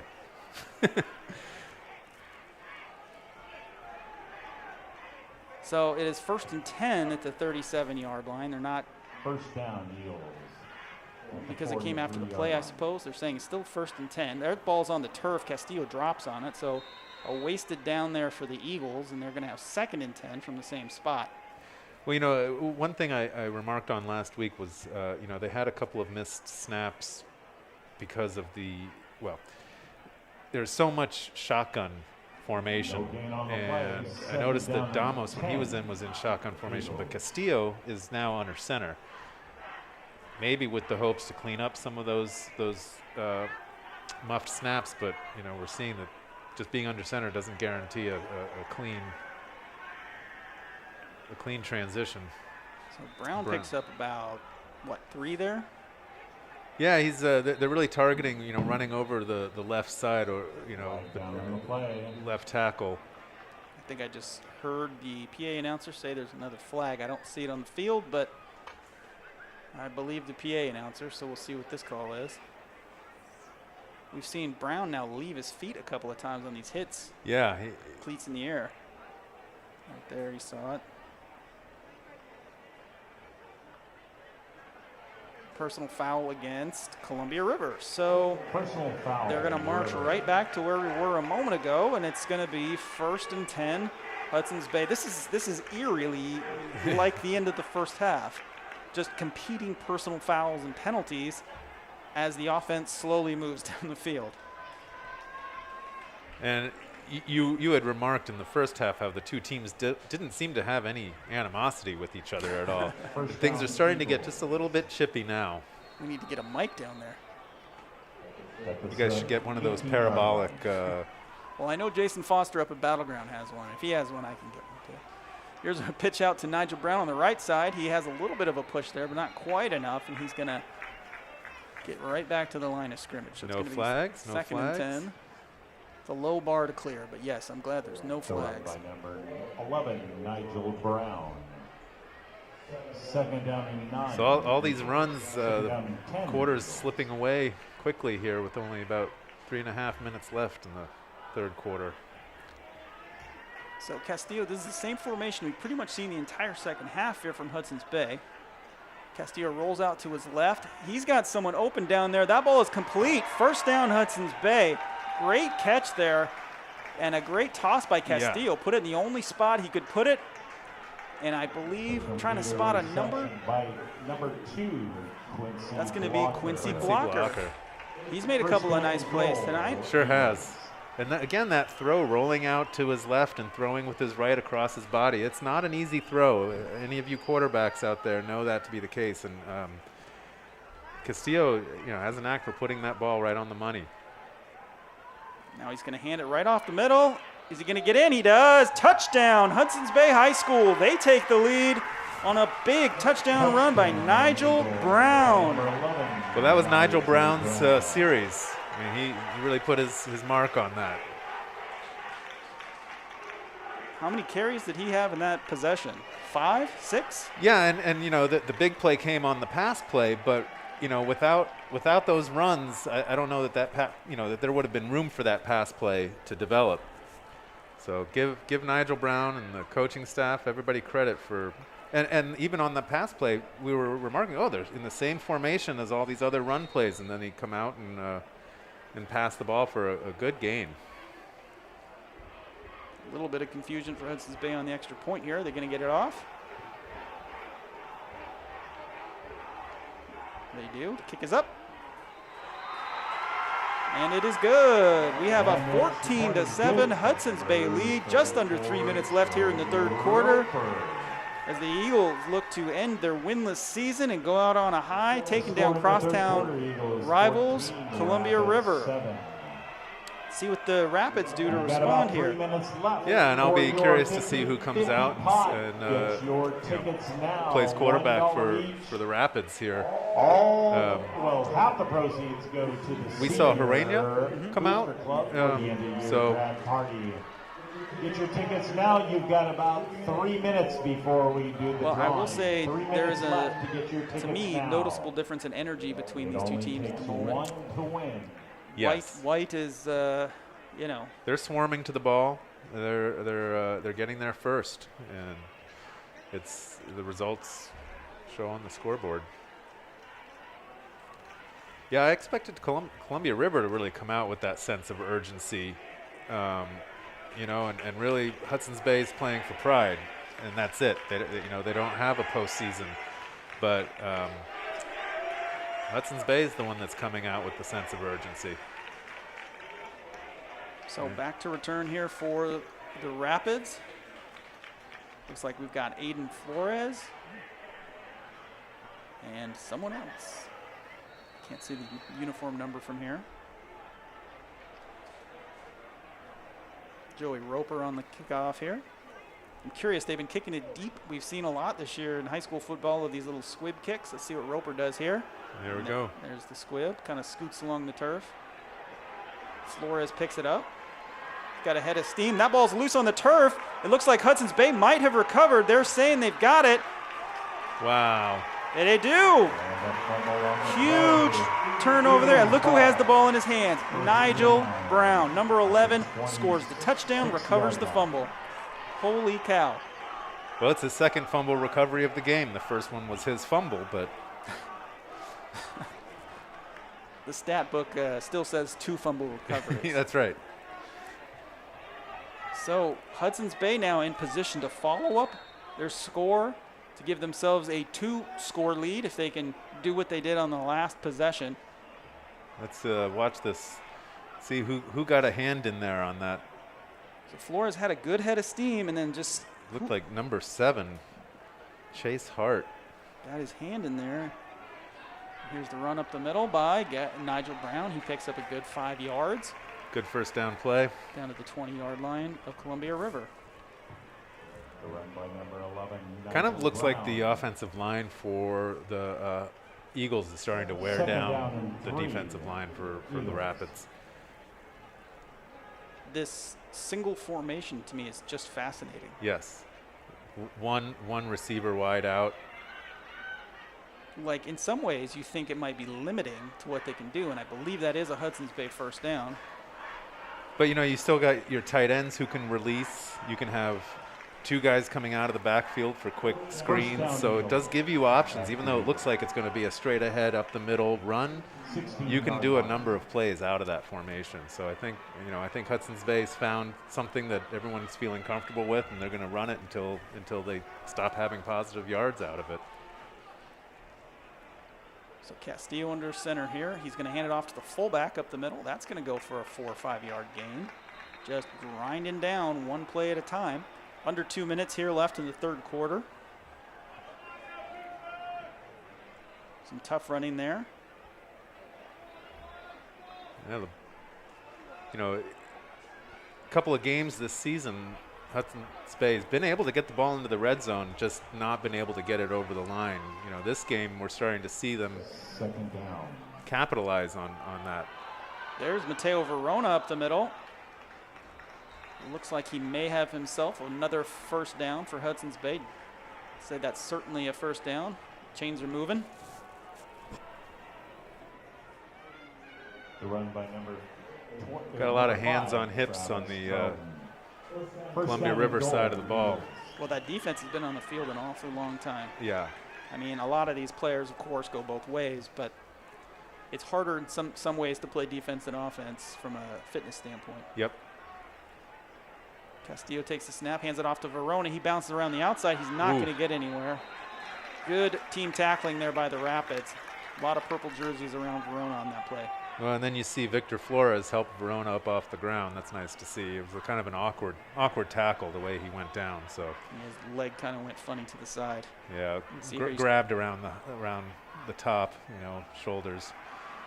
Well, that was smart by Verona. That's a sign of a guy who's been tackled a lot. He just knows when to give up and let his body go limp to avoid the injury and not try to dig in a little harder. So Castillo hands it up off the middle to Brown. He slips his way toward the goal line. He's awfully close, but he did not get in. So they're going to have 3rd and goal on about the 1-yard line. See if they get it off this quarter or if they're going to march down to the other side of the field and kick off the 4th. I don't think they're going to get this play off. 3rd down and 1. Eagles. Yep, at the end of the 3rd quarter, Hudson's Bay does what it needs to do. They take a 14-7 lead into the final quarter of their season. Will they hold on to the lead, or will Columbia River come back and claim that 4th Greater St. Helens League playoff spot? We'll find out in 12 minutes. May have some highlights here for you in just a moment. We're going to see how they did it here. Steady dose of Nigel Brown. He scores. He just had such a big quarter. I don't know if I've seen a single quarter by a player to have that kind of impact. Folks, guess what? The parents, the district is now offering free optional COVID-19 testing. For now, the testing is available at the Jim Parsley Center near the Boys and Girls Club from 8 a.m. to 5 p.m. Monday through Friday toward the end of the month. School-based testing will begin, and that's right around now. Also, all non-vaccinated middle and high school athletes will be required to be tested twice weekly to compete. For all testing, parental consent is required. So if you need testing, it's free. It's pretty quick. That's right next to my office. I see it all the time. The cars are getting through there really quickly. It's an easy way to make sure your child is COVID-free. Is it the deep nasal, the nasal pharyngeal test, or is it the swab just around the inside? Why are you putting me on the spot, Alex? Oh, you don't know? Okay. I don't know. Sorry about that. I don't know. I try not to get too close to get in the way. Yeah. They're doing their thing. Yeah. And if there's a swab going up someone's nose, I don't want to see it. I'm happy to You haven't hear about measured how far in it's going. Okay. No. All right, so a big 3rd down here. Hudson's Bay, we are in 4-down territory, obviously, although perhaps not. So they can get a 1st down here without scoring a touchdown? They cannot. Oh, okay. So that play, what an odd play. Is that just a down play? The way that play ended, it almost seemed like it was whistled dead, but the officials don't seem to be indicating that. So I think it's going to be 4th down. So they have some hard decisions here. They're about a foot, 6 inches away from the goal line. I would be stunned if they didn't go for it, and yeah, they are. My only thought was, you kick a field goal, you're up 2 scores now. But yeah. They're gonna go big here. Let's see what happens. Dean Castillo in at quarterback. He's gonna hand it off up the middle. Is he gonna get the push? It looks like he does. Touchdown, Hudson's Bay High School. The fullback. I always like to see a fullback score a touchdown. Second only to a offensive or defensive lineman going in for a touchdown. Yep, look at that, just power running right there. The line pushes, the big guy at fullback grabs that ball and moves his feet, and all of a sudden Hudson's Bay's up 20-7 with a chance to go up 21-7 after the extra point. As we did in the first half, I need the Twitter people to tell me who number 40 is. He's having a heck of a second half here. Yeah, and I think we ought to give credit to the offensive line for Bay. They're often the overlooked unit out there. So, well, we got flags. Well, no matter who that's on, it's probably good news for Hudson's Bay because that was blocked. Sure was. False start there in Hudson's Bay. So this play is important here because this extra point could mean the difference between, a tie later on if Columbia River is able to get something going. So we'll see what happens here. So we're going to march it 5 yards back. Looks like a false start. Joey Roper in here to kick this extra point. Well, we were watching him warm up before the game, and he can boom it. So we saw him hit, about a 45-yarder in warm-ups? We both kind of looked at each other like, huh. Now they can't afford another one, though. Hold is good. Kick is up. And the kick is good. So 21-7, excuse me, Hudson's Bay up on Columbia River, who has 11 minutes and 24 seconds to get it together and score 2 touchdowns. Yeah, they need to come out here on this drive with some energy. And I know that line, that O line, D line, is probably pretty tired, but as you said, you know, on offense, you know your assignments, so you can be more efficient with your energy usage, and they need to come out and get it done, limit the penalties, and try to get a score, because they're down 2 scores and 2 touchdowns. And a lot of times in games like this, it seems like when a team is getting sort of beaten down a bit, just that one play, that spark, you know, somebody connects on a 20-yard pass, somebody runs for 15 yards, can be just kind of the thing to wake the team up a little bit. So, well, I thought that touchdown that Herenia threw, I thought that was it. You know, I thought, okay, here we go, here comes Columbia River. But Hudson's Bay, to their credit, have been sticking to their game plan or whatever it was. I mean, they're just, like you said, they're the team with more energy right now. I wonder, you know, you mentioned the Herenia touchdown pass. I also felt like it was going to be that turning point, but it also happened right before the end of the first half. So does the halftime negate the energy? Yeah, well, another squib kick. Here's the return. Good little return right up the middle. Nothing crazy, but picks up enough yards to get past the 30-yard line. That was Nicholas Ianello. You feel like this is a really important drive for both teams because, you know, we're kind of at this, there's enough time left in the game, obviously, for Columbia River to put together some scores. But if they don't hold on to the ball for at least a while and keep their defense off the field and everything, it could spell trouble for them. Mm-hmm. Now that Hudson's Bay sort of figured out what they want to do. Well, yeah, Hudson's Bay is playing with confidence now. You know, they've shown themselves they can move the ball and get it across the goal line. So Hermania hands it off up the middle. There's a good run out of the sophomore, Levi Hongel. He gets it out past the 35-yard line. That's a nice 6-yard gain there. Yeah, he had some nice blocking. That was good. So good first play there for Columbia River. They needed something positive, and they got it. Second down at the 35-yard line.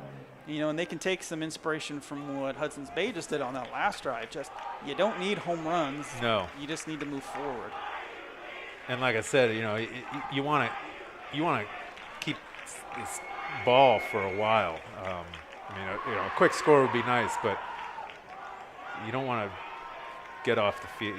You want your offense on the field now. Aiden Miller with the carry there.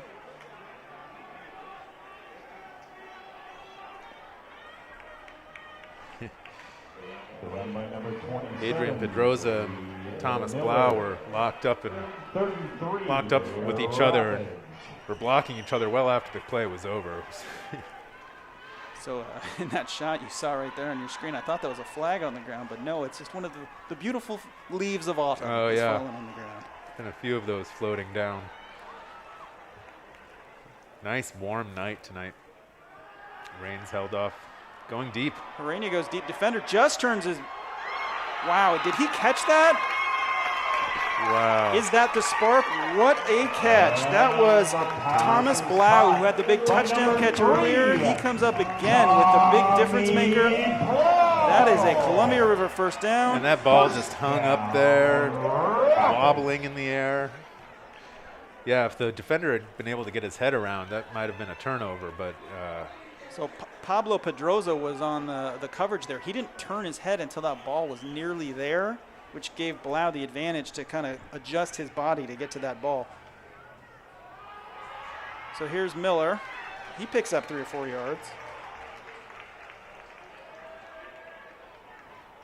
So it's going to be second and about Miller, 8. Second down and 8. Rapids. So Herenia and Blau have that wide receiver connection. Let's see if they can go back to that.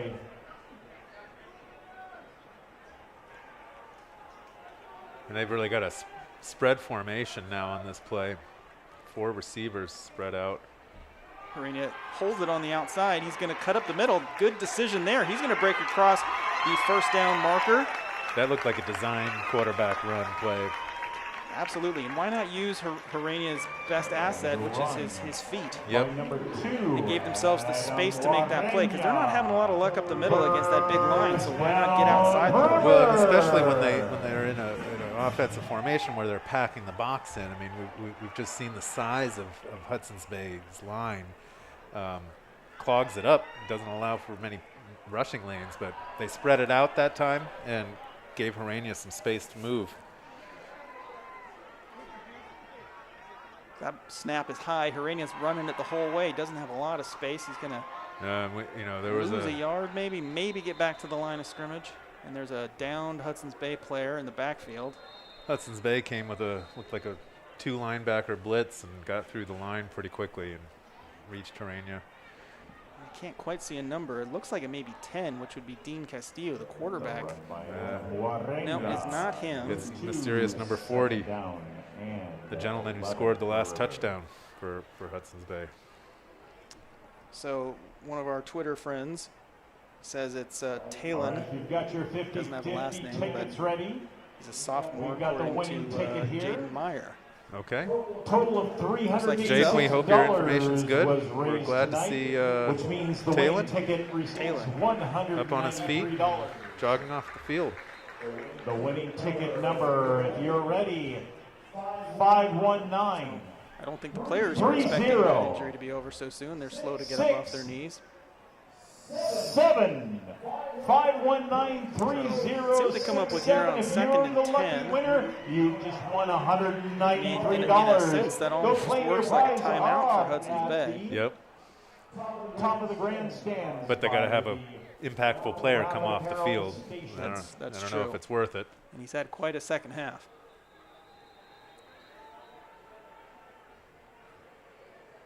So Hudson's Bay's got 3 out wide to the right. Now we are going to see, I believe, an actual timeout from Hudson's Bay. Yes? Yep. Timeout called by the Eagles. Well, like I said, it's an important drive for Columbia River, obviously, because they've got 2 touchdowns to make up, but also for Bay and their defense. You know, Hey folks, while we have a moment as we wind down the fourth quarter here, we have one more regular season football game for you tomorrow night. Adrian Nelson High School, a brand new school down in Clackamas, is coming up to visit Skyview. This is an extra early kick, 5 p.m. You can watch it on the Vancouver Public Schools social media channels, Twitter, Facebook, YouTube. You can also watch it on Comcast channel 29, I believe. It says 328 on your screen, but I believe it's now on 29.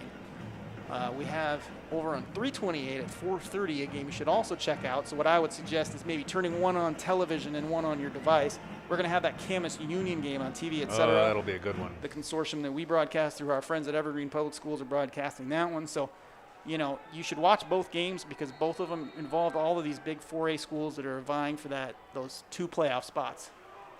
Well, here we go, back at it. Nowhere to go for Herenia. He stays on his feet for a little bit, but not long enough. Big sack from that Eagles defense. Looks like the timeout was worth it for the Eagles. They got a plan together and came after the quarterback. Sometimes you just need to refocus just for a moment.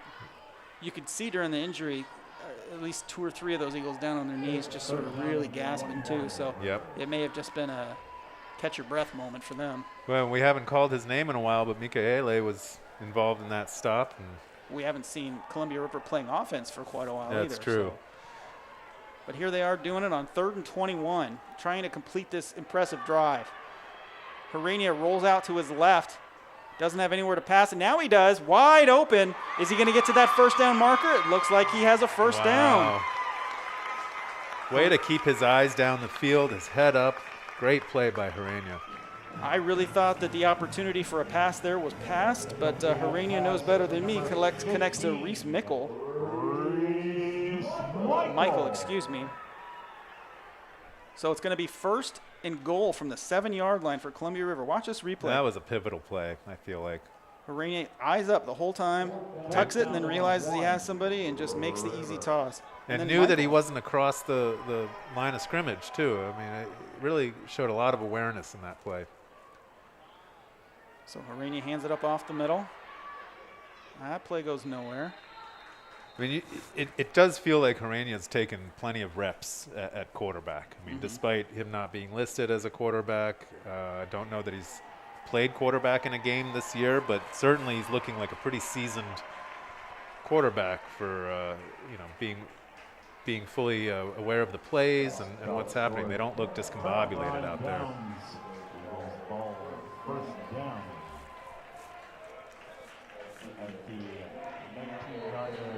Did we miss something? I think we missed something. It's Hudson's Bay's football. Was there a fumble? Can we get a replay on this? Or did we just miss? Was that fourth down? That was first and goal. We were talking to each other and looking at each other. We missed something at the end of that play. This is Hudson's Bay's football, and there goes Nigel Brown on the carry.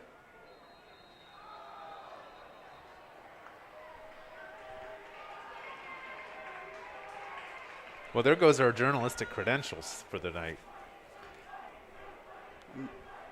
I'm not doing the University of Oregon proud tonight.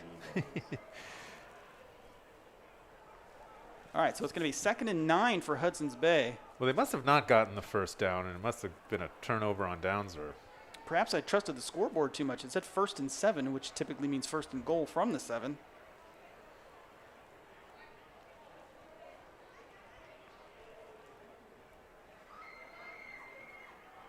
In any case, Hudson's Bay's got a 2nd and 9. Castillo under quarterback. He hands it up off the middle to Brown. Not a lot of room there, although he stays on his feet. He's pushing that pile forward. You always want to make sure you hold on to the ball in those situations where you're going for extra yards. Well, we saw that fumble earlier tonight on the big Hudson's Bay return at the end of the first half. Yep. Just stayed on his feet too long and got stripped. Yeah, get a lot of hands in there.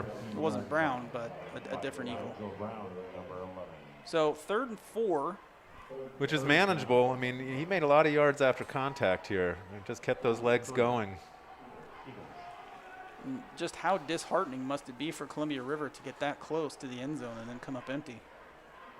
It's sort of like the roles are reversed here tonight, where typically it was Hudson's Bay that was not able to capitalize on these opportunities and being in the red zone.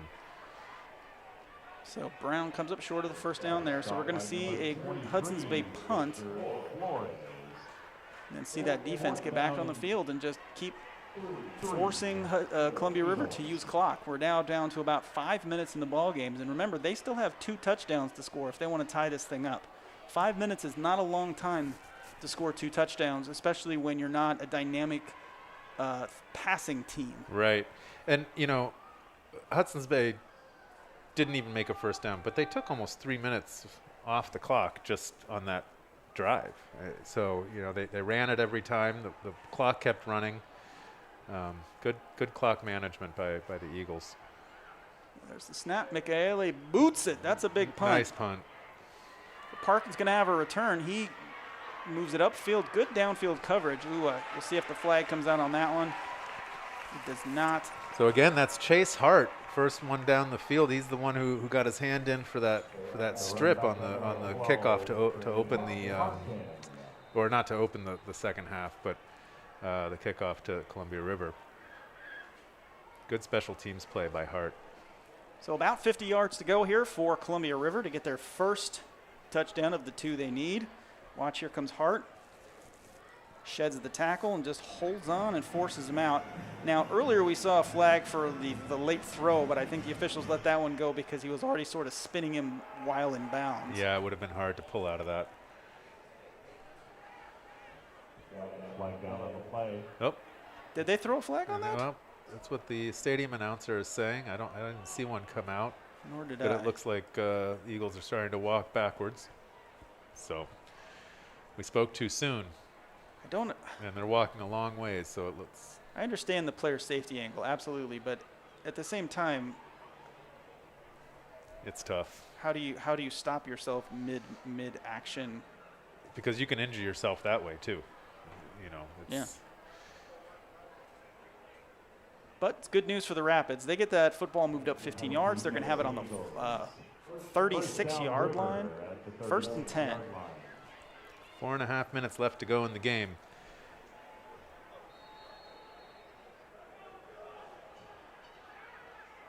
Harania takes a snap. He's going to roll out to his right, nowhere to go. Escapes one tackle, gets it up in the air. That ball is caught. Wow. He's got space. Is he going to get to that pylon? He breaks one tackle. He breaks the goal line. That's a touchdown. Columbia River High School. What a play. Jacoby Fobbs makes the catch, evades the tacklers, and gets exactly what Columbia River needed, a quick strike with time to go. Harania makes a smart play. Look at this. He breaks a tackle when he was down. He makes a good throw on the run over the top of the defense. Fobbs breaks this tackle. Cutback.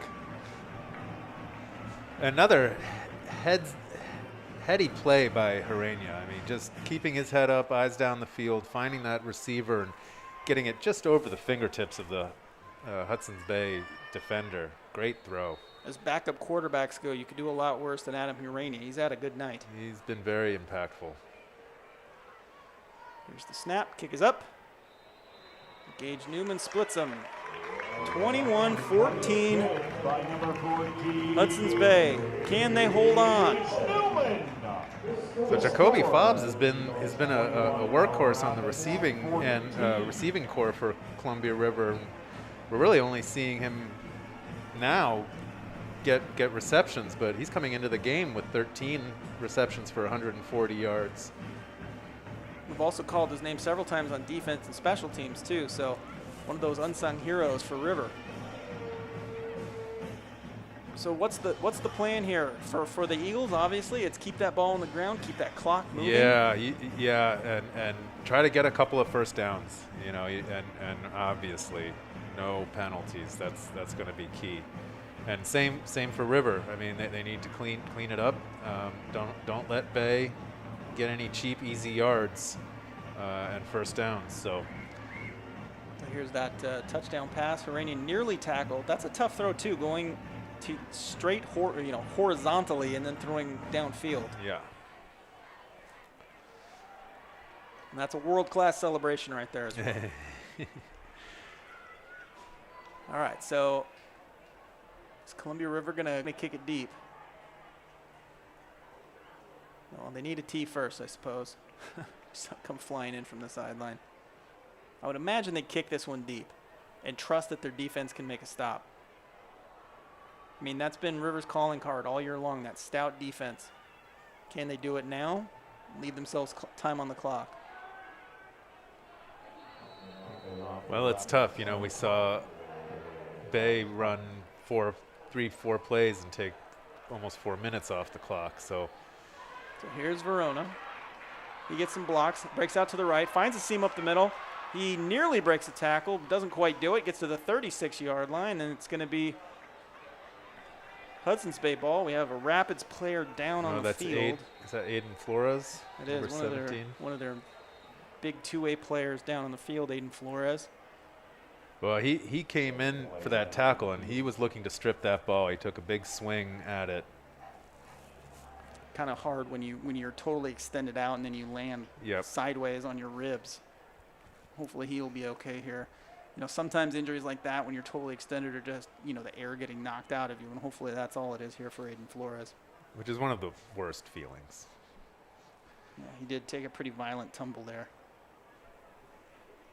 And Flores having a great senior season. I mean, we've been watching Greater St. Helens League football all year long, and I feel like his name just comes up over and over and over again when we're talking about Columbia River.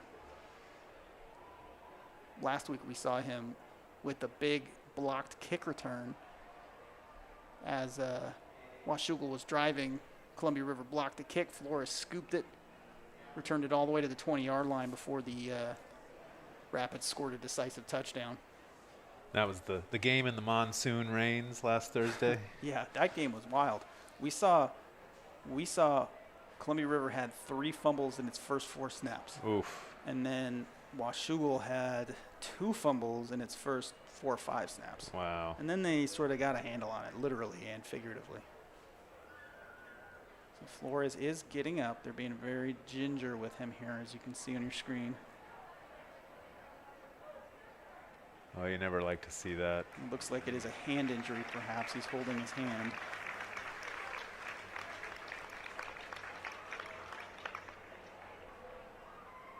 He looks to be in a lot of pain.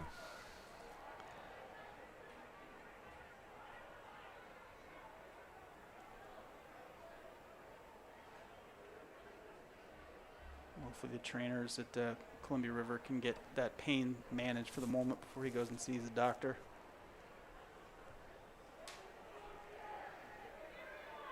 Well, you know, Columbia River's won the last 8 meetings between these two teams. So if Hudson's Bay can hold on, you know, not only will they salvage some of that the season, not go out with a donut in the win column, but you know, get a good quality win against a team they haven't beaten.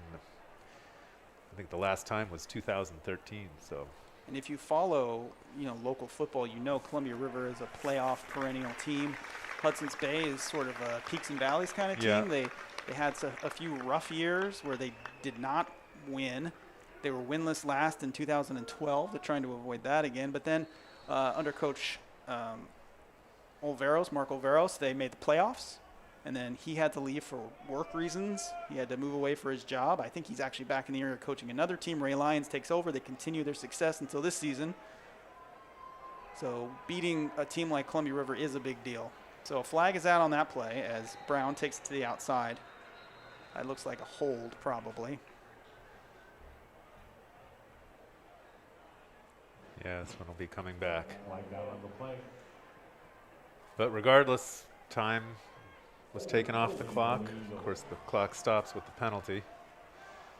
Well, the clock was stopped anyway, right? So I didn't see anything obvious on that replay, but the officials obviously saw something here. They're going to call it here in just a moment. Looks like they're walking it back.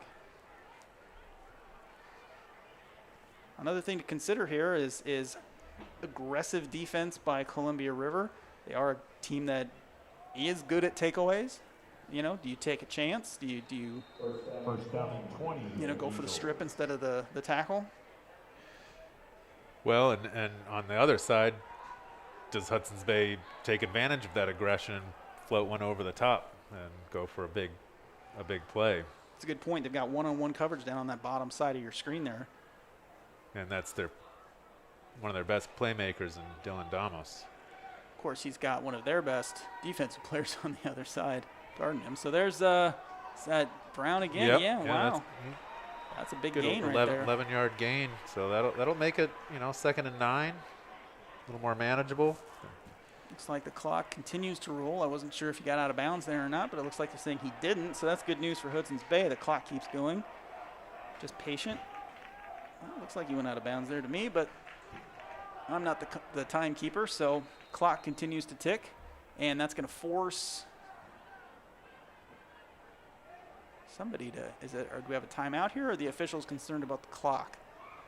Well, I wonder if one of the Rapids coaches said, yeah, it sure looked like he went out of bounds, and why is the clock still running? Yeah, I see the official giving a...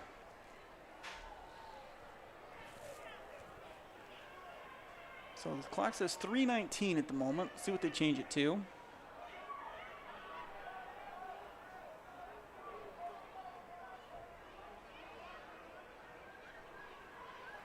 Nope.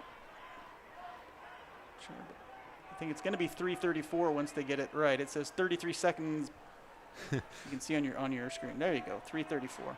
Our system is tied into the system in the house here, so when they have it wrong, we have it wrong. But now they've got it right and we have it right, so let's see what happens here. It's going to be 2nd and 10. 3 minutes and 34 seconds remaining in this football game. Castillo pitches it out to Brown again to the right side. We've seen that a lot tonight. Picks up 2 or 3, so it's going to be 3rd and about 7. So it's interesting that they're running now these plays around to the right end, whereas a couple of drives before, Hudson's Bay was just running it over the left tackle. I would think that they would continue running it over the left tackle since A, it was successful, and B, it eliminates the chance that Brown's going to be forced out of bounds and stop the clock. True, go to the big side of the field. Yeah. I mean, the other I'm curious because, what they're doing every time is running towards their own bench. I don't know how that would help them, but hey, we've got a minute. Let's talk about the talented student crew we have working our football game tonight. We've got kids from all over the school district. There's Caleb from Skyview High School. You see there on camera 3. We've got somewhere in here, we've got Alexis. I don't know if I can't tell who that is. I can barely see these folks, but they're doing a great job tonight. I think that's Sam over there on cam 3. We've got Alexis here tonight. We've also got Holden down on cam 4. In the studio, we've also got Isaiah working there doing replay. Stand up, Isaiah. Oh, we had him for a second. There he is right there. He's bringing you all these great replays tonight. These kids come from all over Vancouver Public Schools. They donate their time to help bring football and volleyball and soccer and basketball to the community. So thanks to them. All right, so 3rd and 8. Oh, looks like is that an offsides? I think it is. If so, that's a costly penalty there for Columbia River because 3rd and 8 to 3rd and 3 is a big difference. Sure is, and you can just see the frustration on Columbia, on the lineman's faces. Turned around, grabbed his own face mask. Yeah, that's sure a sign of, I wish I could have that one back. All right, hey, there's Alexis. Well, good coverage on that play. All right, so 4th and 3. Columbia River's defense does its job. They force a 3 and out. They're going to get the ball back with about 3 minutes left to go. Plenty Satchel of time. basket with the stop. Basket. So what felt like a insurmountable lead now feels doable. We said it was 2 touchdowns. They had 11 minutes to do it. They've used 8 minutes so far. They're going to have okay but not great field position potentially after this punt. Can they drive down, 70 yards or so? And then if they do get a score, do they go for 2? Great question. We're going to see that awesome Kansas plan overtime rule. One of the best things about high school football. Well, that'll be fun. Not if you're an Eagles fan. No. No, the Eagles would love to just get out of here with a win. I mean, free football is great. Well, they haven't been in this position yet this year, so they're in kind of unfamiliar territory. Well, they haven't been in the position where they're up in a tight game. They've definitely been in the position where Sure. they're down in a tight game, so they understand pressure. Just a matter of coming through. Another big kick there from Mikaele. Fair catch called for at the 21-yard line. He actually probably could have returned that one, but better safe than sorry, I guess. He looked to the sidelines like, what? So Jacoby Fobbs there. Yeah, he was wishing he could run that back. I mean, He looked up and saw that the nearest Eagle was still 10 yards away from him when he caught that. I mean, Mikaele definitely out-kicked his coverage there. I mean, the kid's got a big leg. And Fobbs, yeah. That's why, punt returning is a very challenging skill because you got to keep one eye ahead of you and one eye up on that football. Yeah. And I don't know about you, but my eyes go the same direction all the time, so.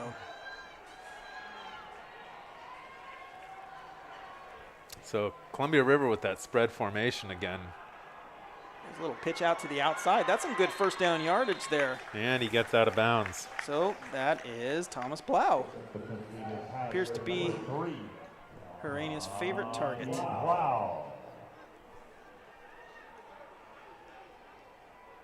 Again, just a smart play call too. Have a low risk, not necessarily a big gainer, but you pick up yards on your first play. Yep. And get out of bounds. And Blau's only a sophomore, so I mean it's good things still in store.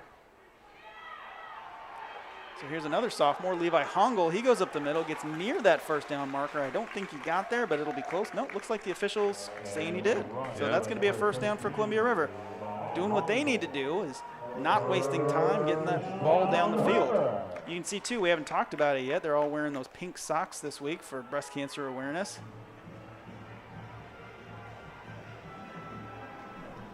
Here's the snap, back to toss is Hurania. He's looking, doesn't have a place to go. He's wrapped up. Nigel Brown's got him, and they blow that play dead. Nigel Brown does his best to slow that play down, and did a good job of, when he heard the whistle, he got out of the play. Yeah. Because that would have negated the sack.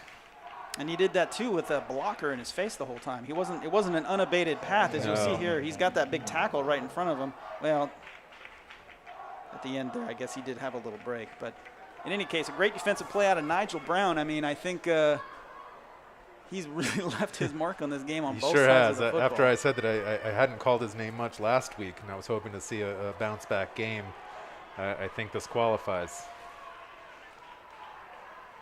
So here's Harani, rolls out to his left, and pitches it ahead. That's Parkin, Chris Parkin. He gets back to the original line of scrimmage. Stops the clock with 1:51 left. It's going to be a long third down here. I mean, obviously we're in two-down territory for Columbia River. Yeah, so they don't need to pick it all up on this down, but they need to get at least 5 or so yards, make it manageable. I like these plays though for Columbia River. They're achievable, small-ish. Well, games. as long as the offensive line doesn't let these linebackers come pouring through. Michaele's coming right now. Reina tosses downfield. Oh, ooh, great wow. touch. And just beyond the marker, too. And Jacoby Fobbs, the receiver on that one. That's an incredible touch by Harania there, because yeah, we've seen that a few times tonight, too. There was only one place he could successfully throw that ball for a completion, and he put it right on the spot, because there were Eagles in the area. Right there. Look at that. Wow. So after Brown blew up that play, giving them pretty long yardage, they grind it right back. 1:45. The clock, as they say, might be the biggest enemy here. Although we have seen Harani go deep now. So we'll see if they take a shot. Harani drops back. He's looking to pass, goes out to his left. Deep. He does take that deep shot. This is up for grabs. That's an interception!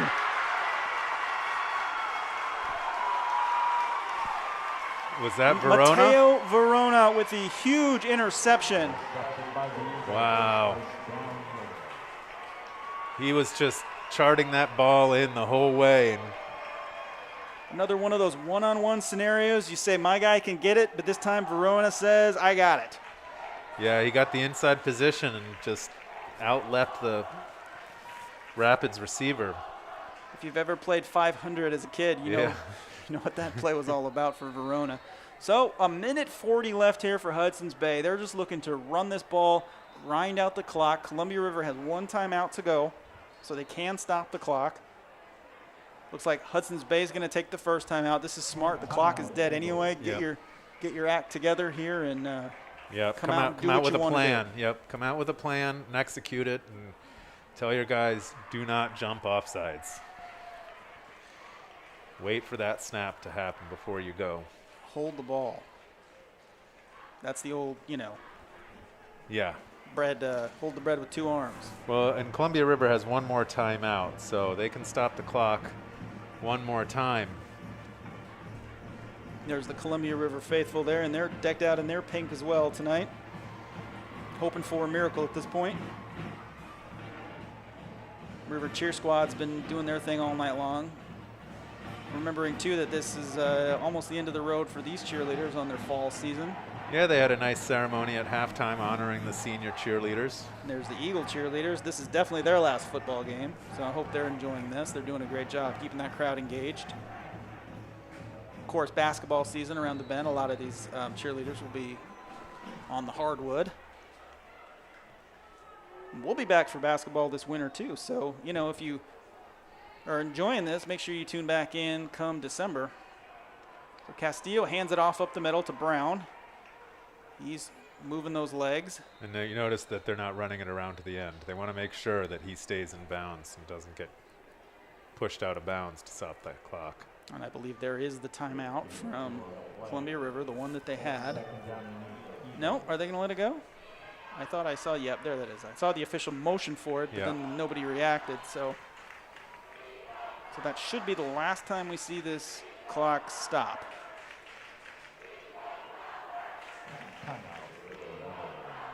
You can see Dylan Damos out there exhorting the crowd. And there's a group of Hudson's Bay students down at the front of the stands there getting ready to celebrate.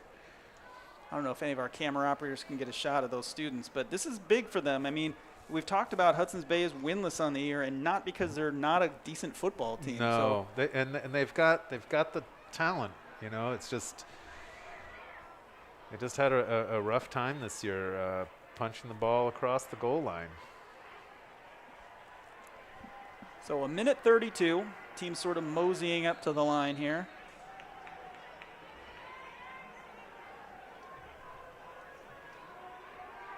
This is really interesting. Dean Castillo, he takes the snap and he takes the kneel. He did not start at quarterback. He did not play much in the first half. We've seen him almost exclusively at quarterback in the second half after the first, possession? Yeah, I think so. Maybe first 2 possessions or so. And this is what we saw last week, too. It is. Interesting strategy here from the coaches. Well, you know, in the first possession, it worked out with Dylan Damos running for that touchdown. So, true. You know, it does present a different look. They're the Hudson's Bay faithful.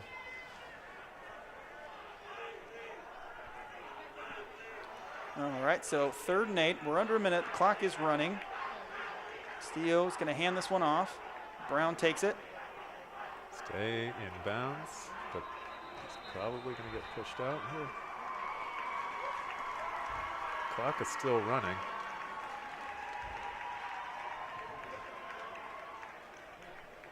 So the Columbia River players are saying, hey, stop the clock. They're waving up at the press box, asking them to stop this clock, but it continues to move.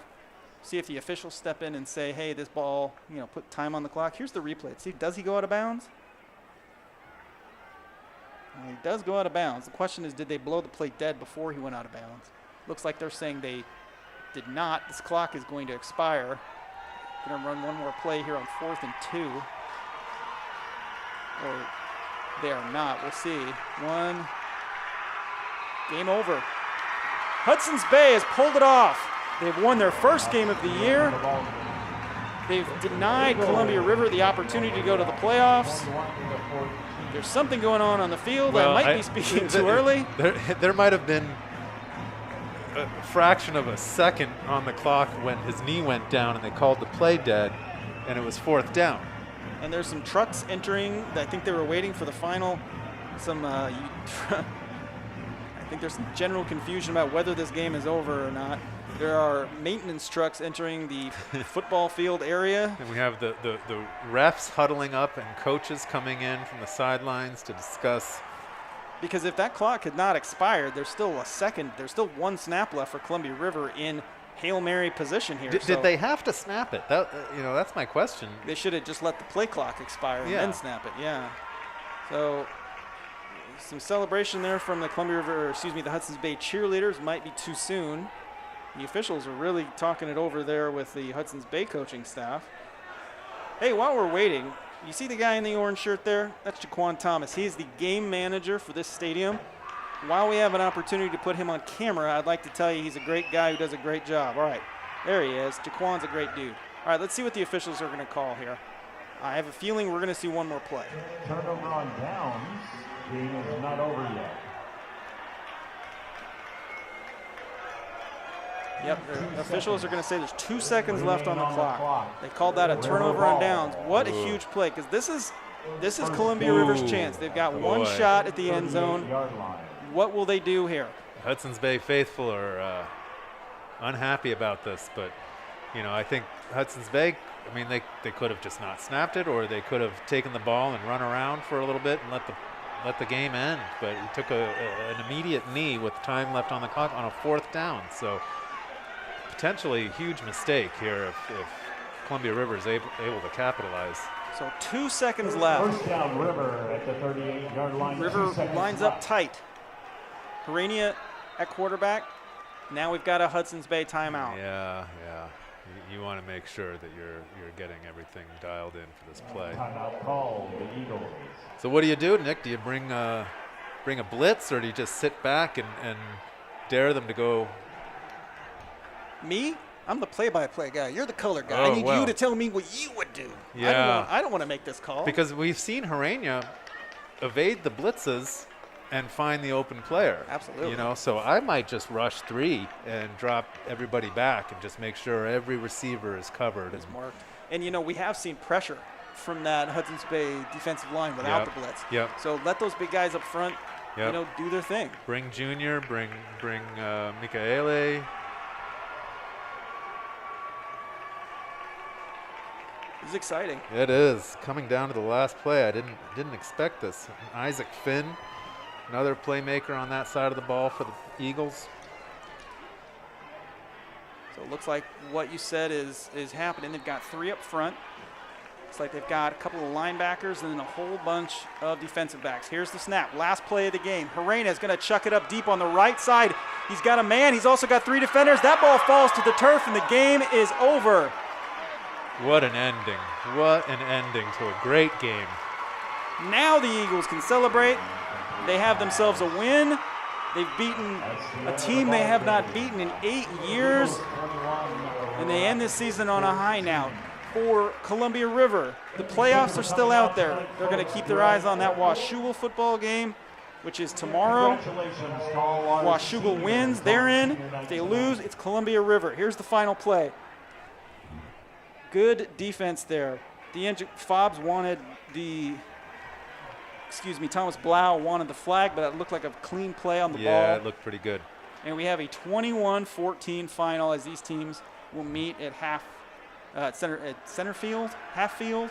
None of those words work. 50-yard line. Thank you. Midfield. Well, you know, any given Sunday, any given Thursday night, team can come out here and surprise you, and Hudson's Bay did exactly that tonight. What a great game.